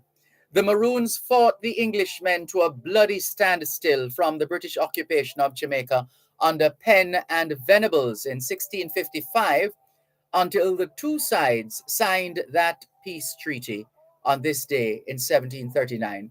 The climax came under Captain Kojo, whose resounding defeat of the British on the 6th of January, 1738 is the base of or basis of the annual Akompong Maroon celebrations. Akompong served as the supply base for the decades-long campaign. Pennsylvania became the first U.S. state to abolish slavery on this day in 1780. The census is underway here now in Jamaica. Well, the U.S. Congress authorized the first census on this day in 1790. Yes, on this day in 1790. 1803, Ohio became the 17th state to join the Union on this day in 1803. In 1808, it was decreed that as of this day, no more slaves should be brought to Jamaica. Thus, the first part of the fight against slavery had been won by the abolitionists. The transatlantic slave trade was abolished by the British in 1807. The Spanish brought the first African slaves to Jamaica in 1513. There's been a lot of talk here let's see if you remember talk in Jamaica led by the Member of Parliament for Southwest St. Catherine, Everard Warmington, for the abolition of the office of the political ombudsman. Well, that on this day in 1810, Sweden became the first country to appoint an ombudsman, Lars August Mannerheim. And as it is here in Jamaica now, we don't have whether an ombudsman or ombudswoman or ombudsperson. So let's see how that will play out. The great composer and pianist Frédéric Chopin was born on this day in 1810, according to Chopin himself in a letter of 16th of July 1833 to the chairman of the Polish Literary Society in Paris. That came about because the parish baptismal record discovered in 1892 gives Chopin's birthday as February 22, 1810. Whatever his date of birth, Chopin was a virtuoso pianist and music teacher of French-Polish parentage. He was one of the great masters of romantic music. Chopin invented the musical form known as the instrumental ballad and made major innovations to the piano sonata, mazurka, waltz, nocturne, polonaise, etude, impromptu, and prelude. 1854, the Lordship Bishop Collins, I beg your pardon, his Lordship Bishop Collins, laid the cornerstone of the new St. Anne's Roman Catholic Church in Kingston on this day in 1854. The pastor was Father Maurice Prendergast. The sermon was preached by Father F.X. Delaney.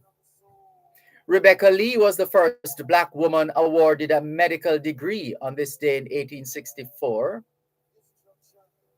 Also on this day in 1864, Louis Ducos du Oron patented a machine for taking and projecting motion pictures. The machine was never built. Nebraska became the 37th U.S. state on this day in 1867. Yellowstone became the world's first national park in 1872. 1873, E. Remington and Sons in Ilion, New York, began the production of the first practical typewriter on this day in 1873. On this day in 1893, Nikola Tesla gave the first public demonstration of radio in St. Louis, Missouri. 1896, Henri Becquerel discovered radioactivity on this day in 1896. 1908, born in England on this day in 1908, Edna Swithenbank, Swithenbank, Swithenbank, Edna Swithenbank, the fifth of 9 children of Jamaican-born Ellie Shearer, and who subsequently marries a premier, Norman Manley, and mothered a prime minister, Michael, and a minister of the Jamaican government, Douglas. What a mix-up.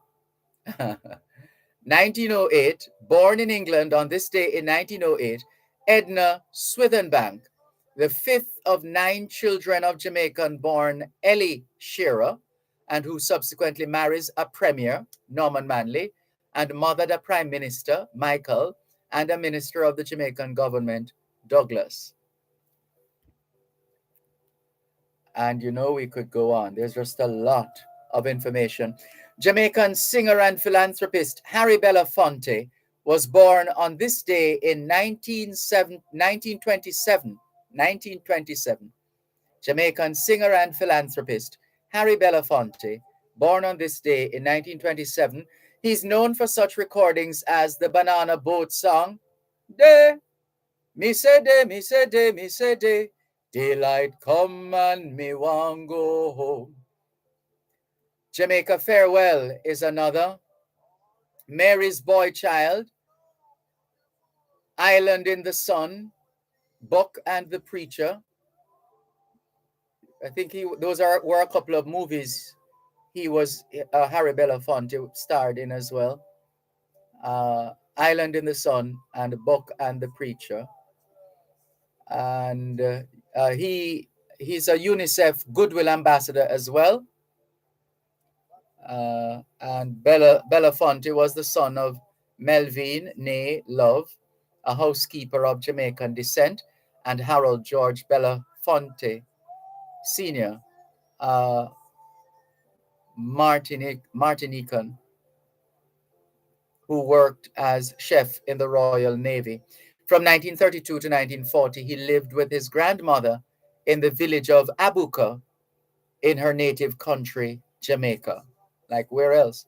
That's Abuka in St. Anne. That's where Harry Belafonte spent time living with his grandmother. On this day in 1932, in a crime that captured the attention of the entire nation, Charles Lindbergh III, the 20-month-old son of aviation hero Charles Lindbergh, was kidnapped from the family's new mansion in Hopewell, New Jersey.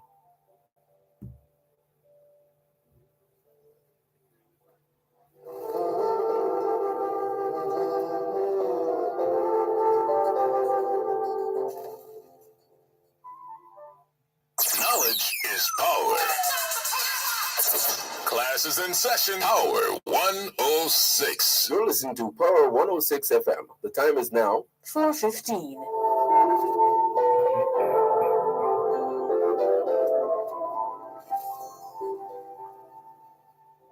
So Charles Lindbergh's 20-month-old son was kidnapped on this day in 1932. The year before that, Charles Lindbergh was right here in Jamaica. He inaugurated the Pan American World Airways Southern Route, Miami, Havana, Kingston, Miami. Let's do that again. Miami, Havana, Kingston, Panama by seaplane, landing near Bournemouth, Bath, in Kingston Harbor, right here in Jamaica. That was in 1931. In 1937, in Connecticut, otherwise known by the Americans as Connecticut, in Connecticut, the first permanent automobile license plates were issued on this day in 1937. In Connecticut, the first permanent automobile license plates were issued on this day, 1937. The Hoover Dam was completed on this day in 1936.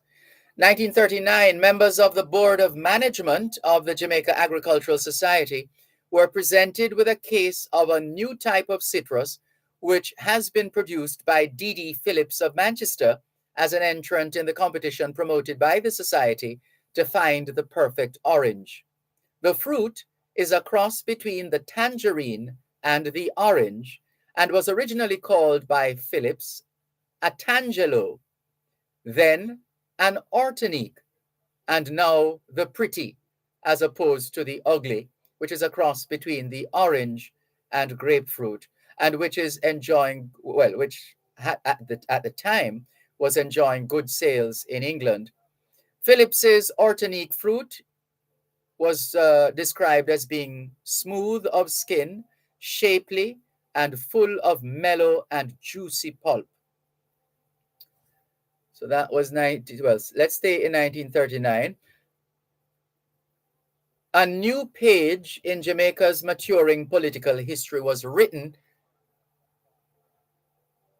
when the first woman to contest a seat as a representative in a political chamber, Mary Morris Knibb, teacher, social worker, and founder and headmistress of the Morris Knibb Preparatory School in St. Andrew, was nominated at the Collegiate Hall as a candidate in a by-election for a seat in the Kingston and St. Andrew Corporation.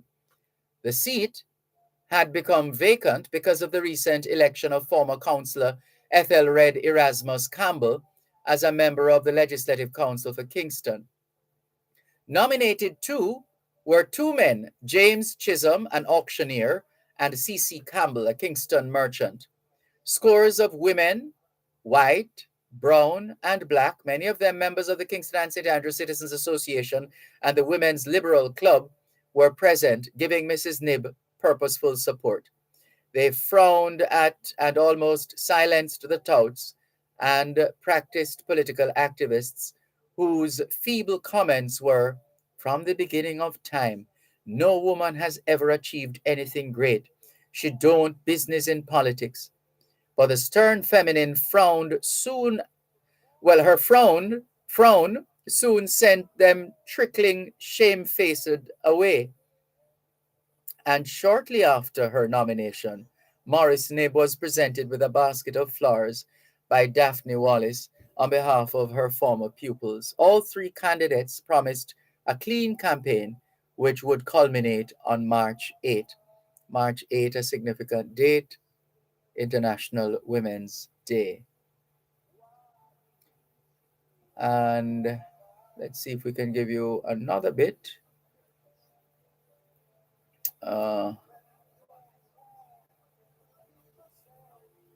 Right, so commercial FM broadcasting began in the United States on this day in 1941 when station W47NV in Nashville, Tennessee started operations on this day in 1941. Let's bring this a little closer to Jamaica. Let's tell you that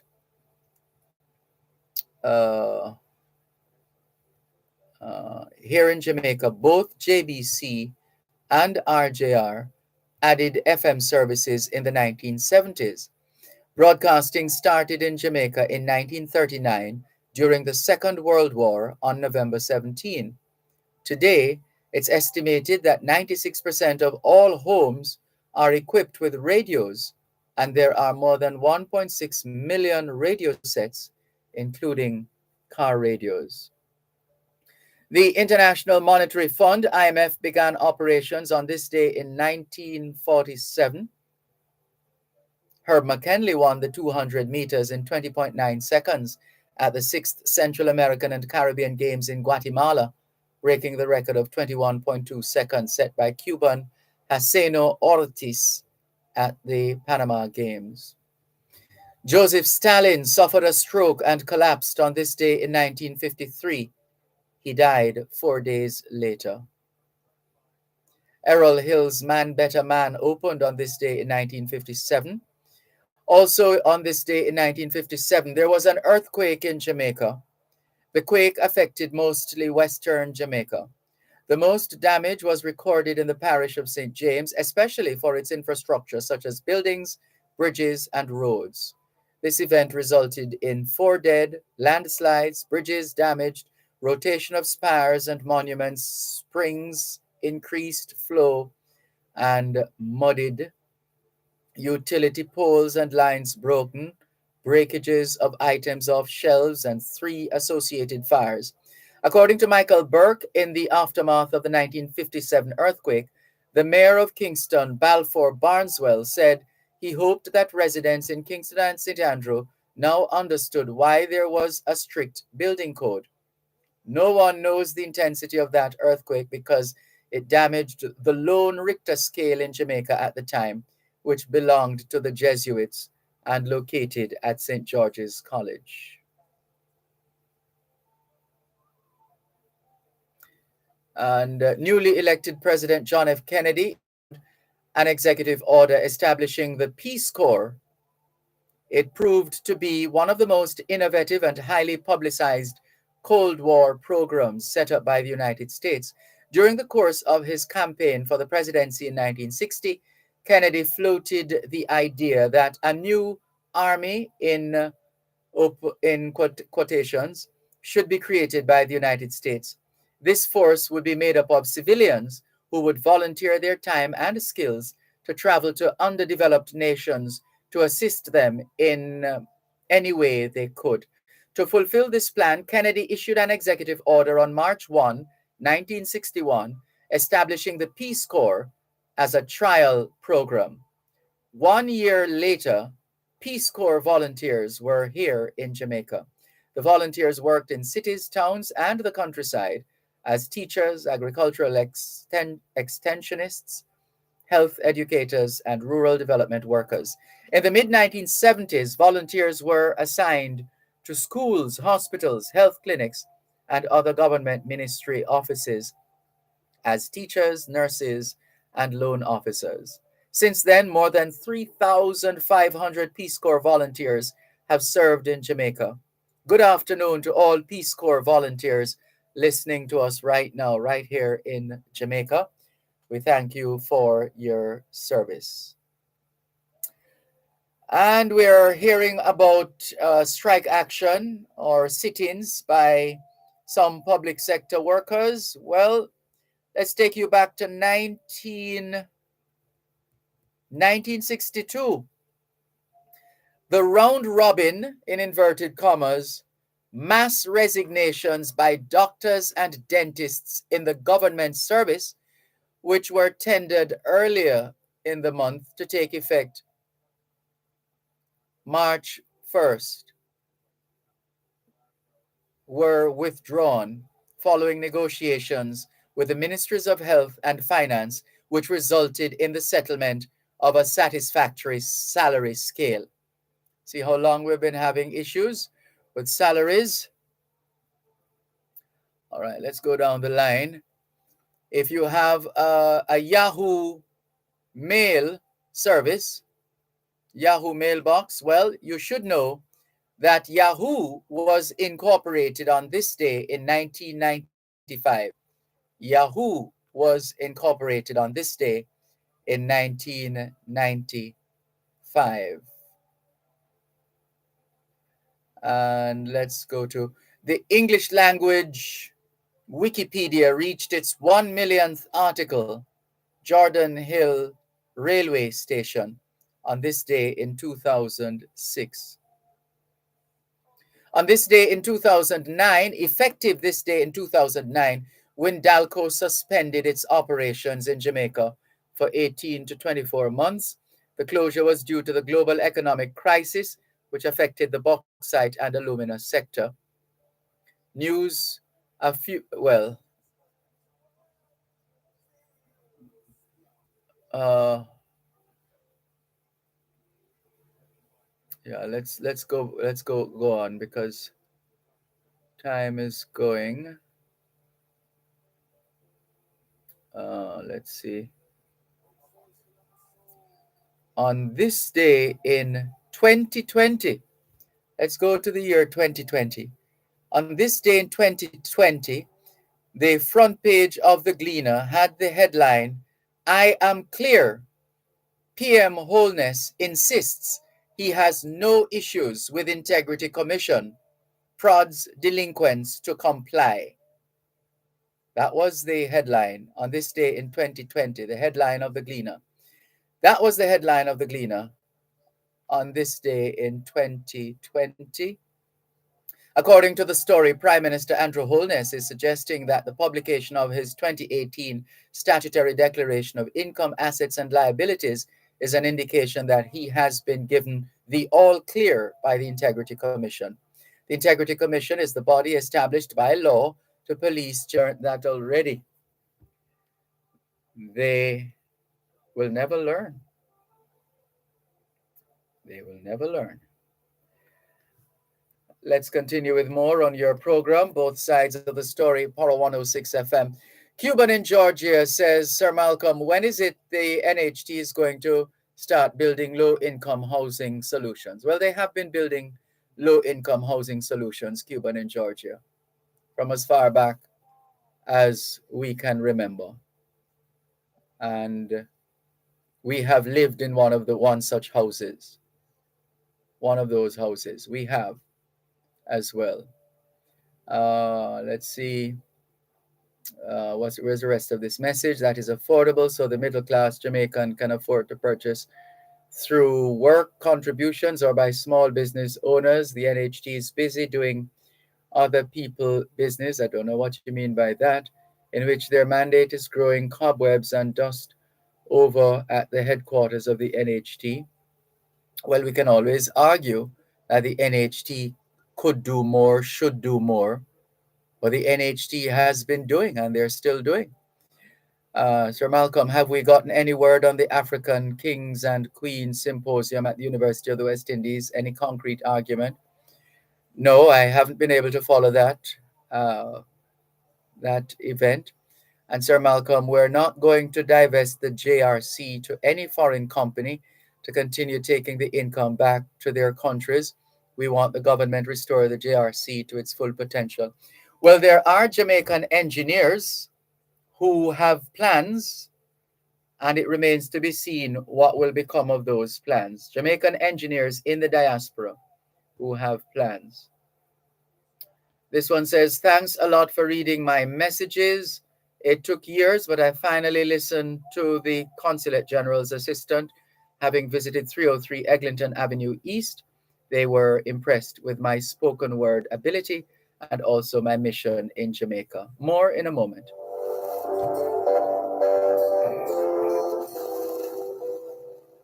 You're listening to Power 106 FM. The time is now 4:30. Destruction of poor people, poverty. ¿Qué hora es en español? Son las 4:30. Quelle heure est-il en français? Les 4:30. 现在几点了？10:30.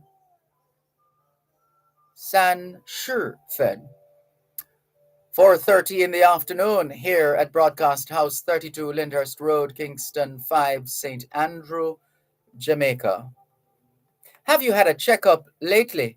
If not, now is a good time. Let's not wait till we get sick to get a checkup. How about that? Good afternoon to all the schoolers listening to us, all the students. Have you done your homework yet? If not, now is a good time.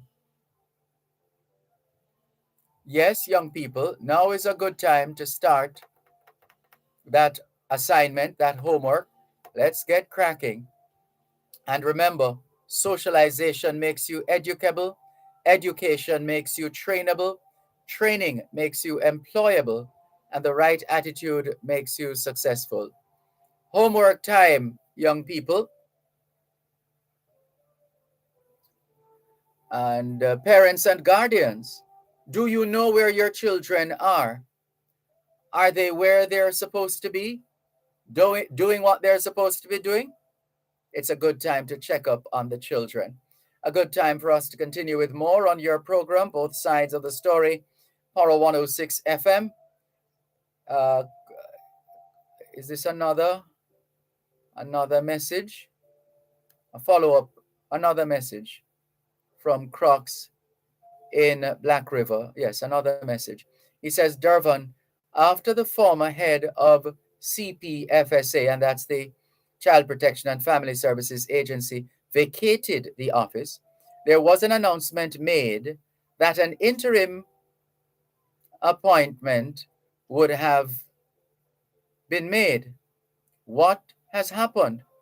Has the appointment been put on hold, or has it been done quietly without an announcement being made? From Crocs in Black River. Well, we would like to think that in short order, if we haven't gotten that information yet, that information will be out there. After all, this is a government institution, a government agency, the Child Protection and Family Services Agency, which is accountable to the state, the government, and people of Jamaica. Hello. No, man, we have to know, Crocs in Black River. We have to get that information. It has to come to the fore. And who is this now? Oh, this is Richard. Richard, oh my goodness. Richard, you're going to make us really hungry now. Richard has taken a picture of these, look like these are cupcakes, right? Yeah, the ones he was telling us about, the Tutti Frutti cupcake. And he has taken a picture and he has sent the information, sent the photo to us. Yeah, it really looks good. Looks rather tasty. And as we said, if the donuts we had yesterday are anything to go by, then surely Richard's Tutti Frutti cupcake will be just as good, if even better. Garnett says, Mr. Malcolm, I remember vividly that earthquake of 1957. It was a Friday, approximately 7 p.m. I was boiling chocolate tea in the outside kitchen in Cascade, Hanover. And this message is coming from Moringa Man. Moringa Man, thank you very much for your message. Thank you for validating the information that we shared earlier on. Very good. Sean seems to have a difficulty from time to time with his phone connections. Let's see. Didn't we speak with him earlier on? Sean. No, let's. Oh, his said his credit was going down, and you called and didn't get him. All right, let's see if this connection with the text line and the phone that is used for the text line and the WhatsApp number. Let's see if it is fully functional. Hello, Sean. Good afternoon. Good afternoon, Uncle Dervan Malcolm. How are you doing, sir, again? Fine, thanks. Yes. But seriously though, what I really going to debate about right now is the gambling situation. I don't understand why people have to waste their money on gambling. That's a waste of money. Well, the people will tell you that they are free and gambling is not a crime, and therefore they are free to spend their money however they feel like spending it. Yeah. Yeah. But people waste their money on those stuff every day and people don't win those games. People win those games every day and people lose them every day. I don't understand though. It cannot come to an end in this country. It's a thing that I always have an issue with. Well, over the years, there have been issues. Political parties have skillfully found ways of dodging when the issue has come up over the years. And so they eventually decided to divest the government of the lottery, because remember, it was operated not just in the Jamaica Lottery Company in relatively recent time, but before that, the KCC itself, when it was the Kingston St. Andrew Corporation, they had a lottery. They had a lottery, and the funds from that would go into the development of the parishes of Kingston and St. Andrew.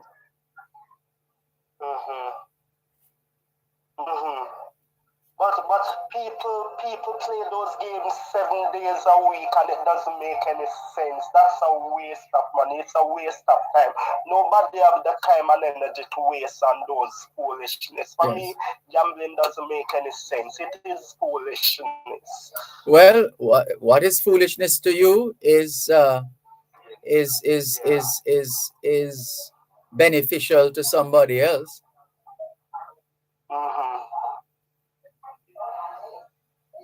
Yes, and they say that nobody under the age of 18 years must gamble. That is illegal. It is a criminal offense and they can find years in prison. That is illegal gambling. Yes. Yes, but if people play those games all the time, how they can addicted to gamble? You become addicted by what you do on a continuous basis or level.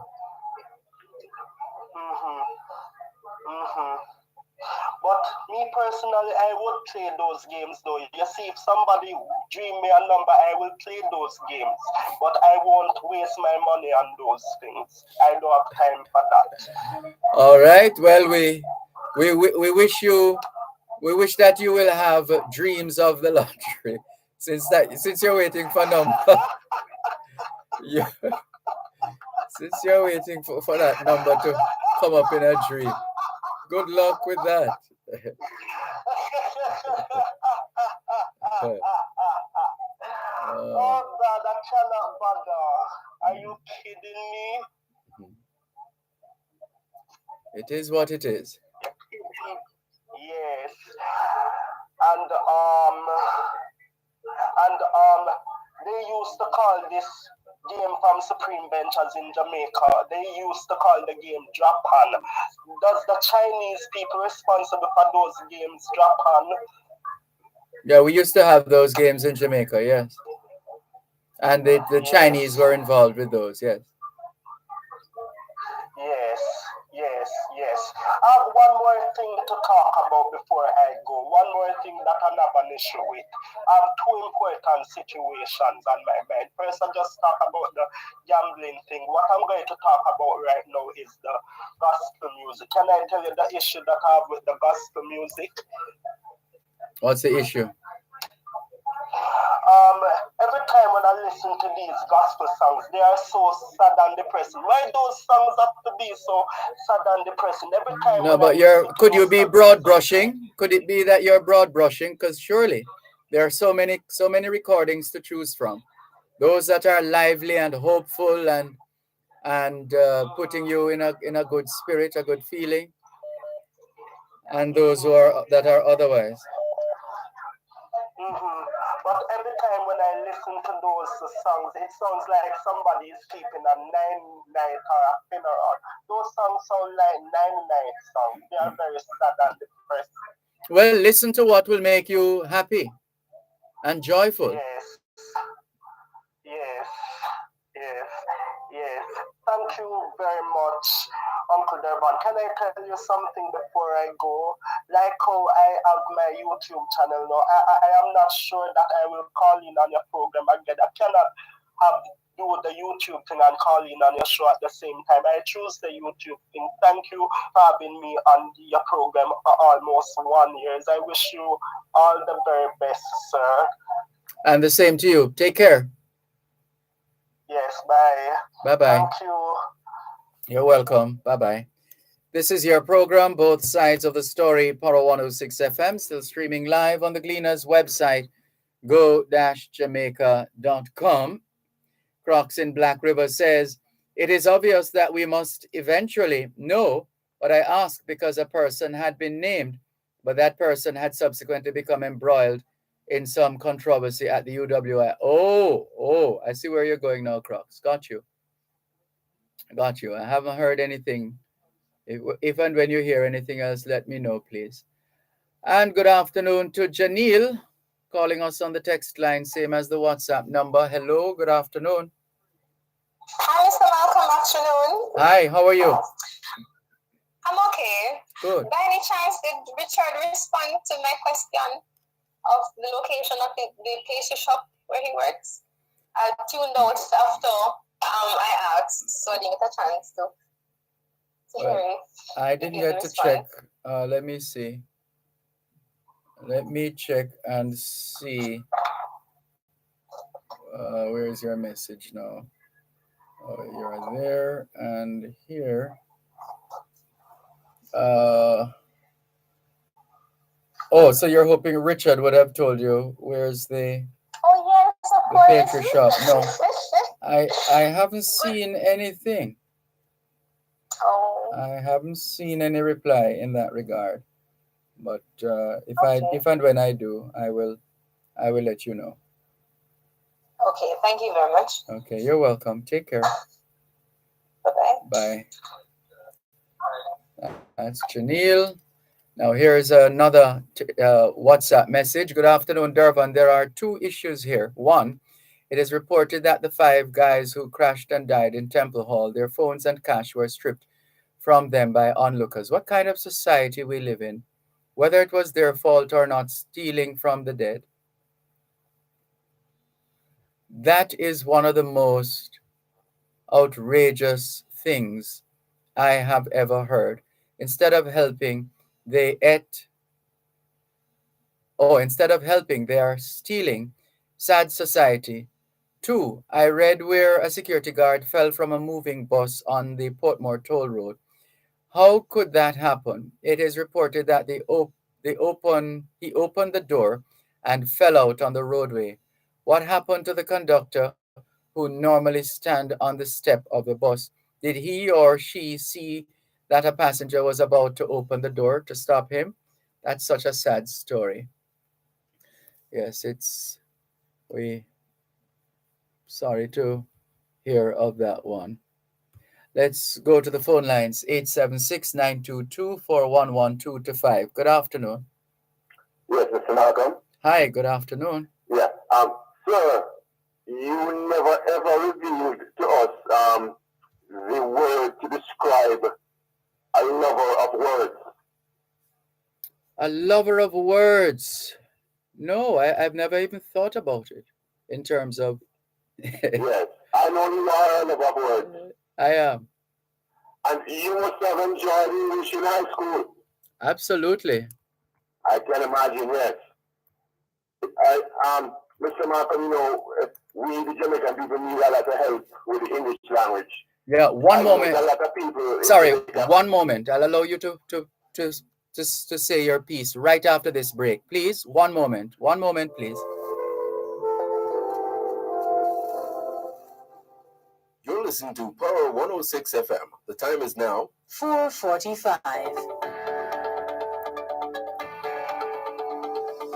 Your health is key to your wealth. Suffering from muscle, joint, neck, back, and other pain? The Rehabilitation Institute of the Caribbean, in association with Winchester MRI, Immune Active Denk, and Almighty Studios present Rehabilitation Now, a 30-minute feature on physical medicine and rehabilitation for persons overcoming pain or dysfunction from injury or disease that affects muscles, tendons, nerves, and joints. Rehabilitation Now with rehabilitation physician Dr. Paula Dawson and host Alicia Taylor airs every Friday at 3:30 p.m. during both sides of the story with Dervan Malcolm on Power 106. Free your body from aches and pain with Rehabilitation Now, right here on Power 106 FM.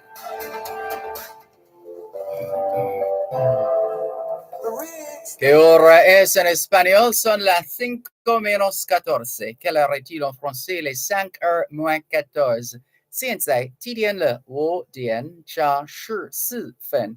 14 minutes to 5 o'clock in the afternoon here at Broadcast House, 32 Lyndhurst Road, Kingston 5, St. Andrew, Jamaica. Good afternoon to all working Jamaicans tuned into both sides of the story here on Power 106 FM. It's a good time for us to ask ourselves, how productive have we been today? How productive have we been today? Yes, sir. Sorry we had to take the break. We're back with you now. It's all yours. Go ahead, please. Yes, sir. So it is. I know you're a very good teacher of the English language. We do need a good teacher of the English language because a lot of Jamaicans have problems with words. Like, for example, the word child, a lot of people are kind of mixed up concerning the word child and children. You've heard them, I've heard them on the radio a lot, struggling to place the right word in their sentences when they're using the word child and children, because it's like for them to understand that child is one and children is many. But this is mean that cause that to them, Mr. Dervan. Really? How? Of course, because when we speak, because the people who can't really read too much, when they listen to the radio, and they read the radio speak a certain way, and use the word a certain way, then get mixed up. That's why people struggle to understand the difference between the two words. Yeah. As you go along your journey, you will hear it. Listen to them. Yeah, I know what you're talking about. All right, good. I know. Yes. But good. And I've heard university graduates talk about they'll say things like John was a former policeman. University graduate. Mm-hmm. John was a former policeman. But I don't need the word was, because the word farmer already mean that. Mm-hmm. Right, Mr. Malcolm? Yeah, I see your point. Yes. So a lot of the times it is the media who sometimes they make the persons even more stupid. Like a lot of people are stuck since the 90s. People are stuck on the word persons. Everything is persons. Nobody says people anymore. Why is that? Yeah, I've read upon this a few times, and what I've found is that it's still almost unsettled. The human let me see if I can bring it up. There's a okay, let's go down. Okay, here we go. The words people and persons can both be used as the plural of person, but they have slightly different connotations. People is by far the commoner of the two words and is used in most ordinary contexts. So a group of people, there were only about 10 people. Several thousand people have been rehoused, etc. Yes, yes. Persons, on the other hand, tends now to be restricted to official or formal contexts, as in, this vehicle is authorized to carry 20 persons. Yes, yes. No persons admitted without a pass. Yes. Yes. It can be used anytime. Those words can be used anytime, but somehow people are stuck using it one way only. Yes. Yeah, an easy way to, it's like, how we normally say it, one person, two people. Yes. And now you have this new speak, would have.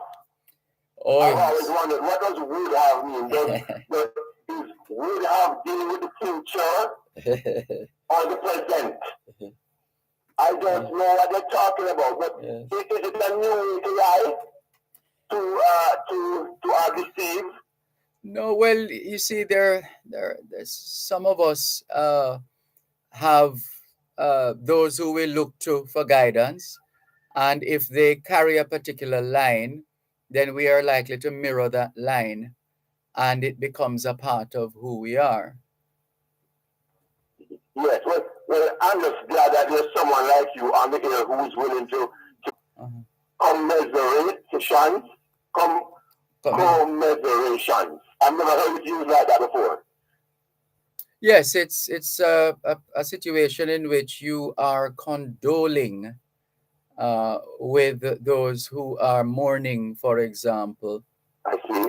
Or it could be in the case of a cricket match. The losing team, the commentator says to the losing team, commiserations. I see. And they don't usually go beyond that. It's Yes. just commiseration, which is saying, expressing sympathy or sorrow for the Yes. misfortunes of others. Yes. And the next word he used was eponymous. Yeah. I never knew that word before. Yes, eponymous. Usually it means the same as using my name for something else. Yeah, it's giving your name to something. I see. Yeah, that's eponymous. So the eponymous hero of the novel. So the author. Yeah, Nice. I love it when Mr. Malcolm, please don't stop teaching us. Yes. I'll do my best. Yes, sir. Thank you for the call. All right. Good. Take care. Bye-bye. This is your program, Both Sides of the Story, Power 106 FM, still streaming live on the Gleaners website, go-jamaica.com. Let's go to Florida for our next call. Hello, good afternoon. Thanks for calling. Thanks for your patience. It's been 9 minutes and 4 seconds. Thank you very much, Mr. Malcolm. What time is against me, so I have to move fast. Anyhow, I heard that the top man and him team was in Haiti to try to organize a thing to get rid of those gangsters in Haiti. I have no idea. I have no idea what you're talking about. Which top man to Haiti? No, the Prime Minister and him team was in Haiti recently. Oh. Yes. Quick question now. Haiti population is about close to 6 million people. They say the gangsters them there can form the army of a big country. How are they going to get rid of those gangsters? They'll have to find a way. As with, look, life, I like to say man was made for this. I say that a lot. Because you will always have obstacles. You will always have trials and tribulations. You will always have hurdles. So, but because we are fearfully and wonderfully made and equipped with certain talents and a certain capacity to create, to fix, to rehabilitate, to restore, to build, because of those talents and that combined capacity, we solve problems, we fix situations. Some of them, it sometimes takes a long time to fix an intractable problem. But that doesn't mean we should just throw our hands up and say, that's it. No, this can't fix. Let's just leave it alone. No. Remember, this is not a quick fix thing with them guys. What me see some clippings with them on the news there, Them have some high firepower, and it's not an easy run over to where they're not the first marauding gunmen to have high-powered weapons. How many marauding gunmen have been taken out since the guns became weapons of choice? No, man, you have a one man and you have 1,000 police moving, and that's a different case. But those guys, them say control the capital and some major cities across the country. No, but their number, their number. You know what the size of the armies of the world are? If particular countries decided to take certain action, they perhaps wouldn't even. I mean, come on now. No, I gotta say that. So the other big countries going to get involved then. I don't know the extent of the involvement and if they plan so to do, but the point is, the problem is not going to be fixed by taking a defeatist approach. One has to be up for the task, ready to serve, ready to do duties, ready to play their part in defending their homeland. So those guys over there, they don't ready to put it to us neither. They are doing what they are able to get away with at this time. Okay. So in time to come off a surrender and back down. We all are going to get it at some point. Whatever our situation. We've been doing it for too long now, so at what time you going to get it right with them? I didn't say get it right. I said get it. Whatever it is. Yeah, but something has to be done, and as far as I see it, that like a harm there, so I don't know where I work on. And it requires a collaborative effort of no mean order, with some very credible and impregnable institutions, organizations, strategies, techniques, tactics. But this is not beyond man. Man has the capacity to ideate, to create, to come up with solutions and fixes. Yes. If you send Jamaica's army about 5,000 or 6,000, right? No, I didn't mention anything about Jamaica's army. No, I'm just making a reference. And if you say you send 3,000 soldiers over there, and those guys look like them have close to 200,000 to 300,000 men out on the street. And you can stay from here and figure out that they have 2,000 to 3,000 people who are running wild.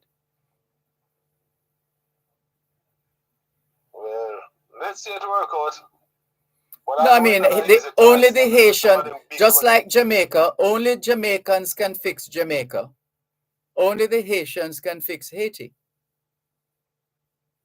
No, two things that are right now. You have to get some big country involved with some of the Caribbean people and see what can be done. All right. Catch you tomorrow or some other day. Thanks for the call. Can we thank you once again for the privilege of serving you on yet another edition of your program, Both Sides of the Story, for today, Wednesday, the 1st of March, 2023. The moving finger writes, and having writ moves on, nor all your piety nor wit shall lure it back to cancel half a line, nor all your tears wash out a word of it. All things being well, Both Sides of the Story returns tomorrow afternoon, 2 to 5. Till then, This is Dervan Malcolm reminding all of us that every day is an opportunity to do better than yesterday. Take care.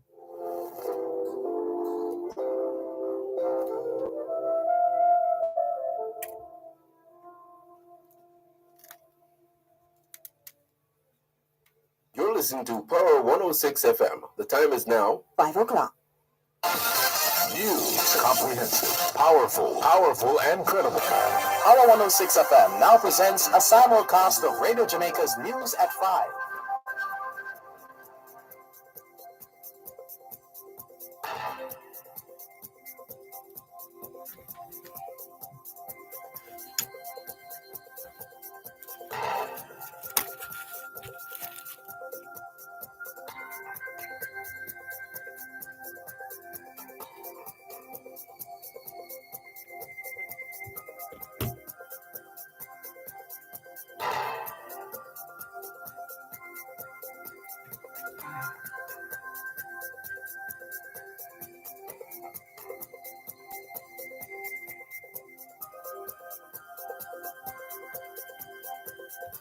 Good afternoon. I am Dervan Gordon.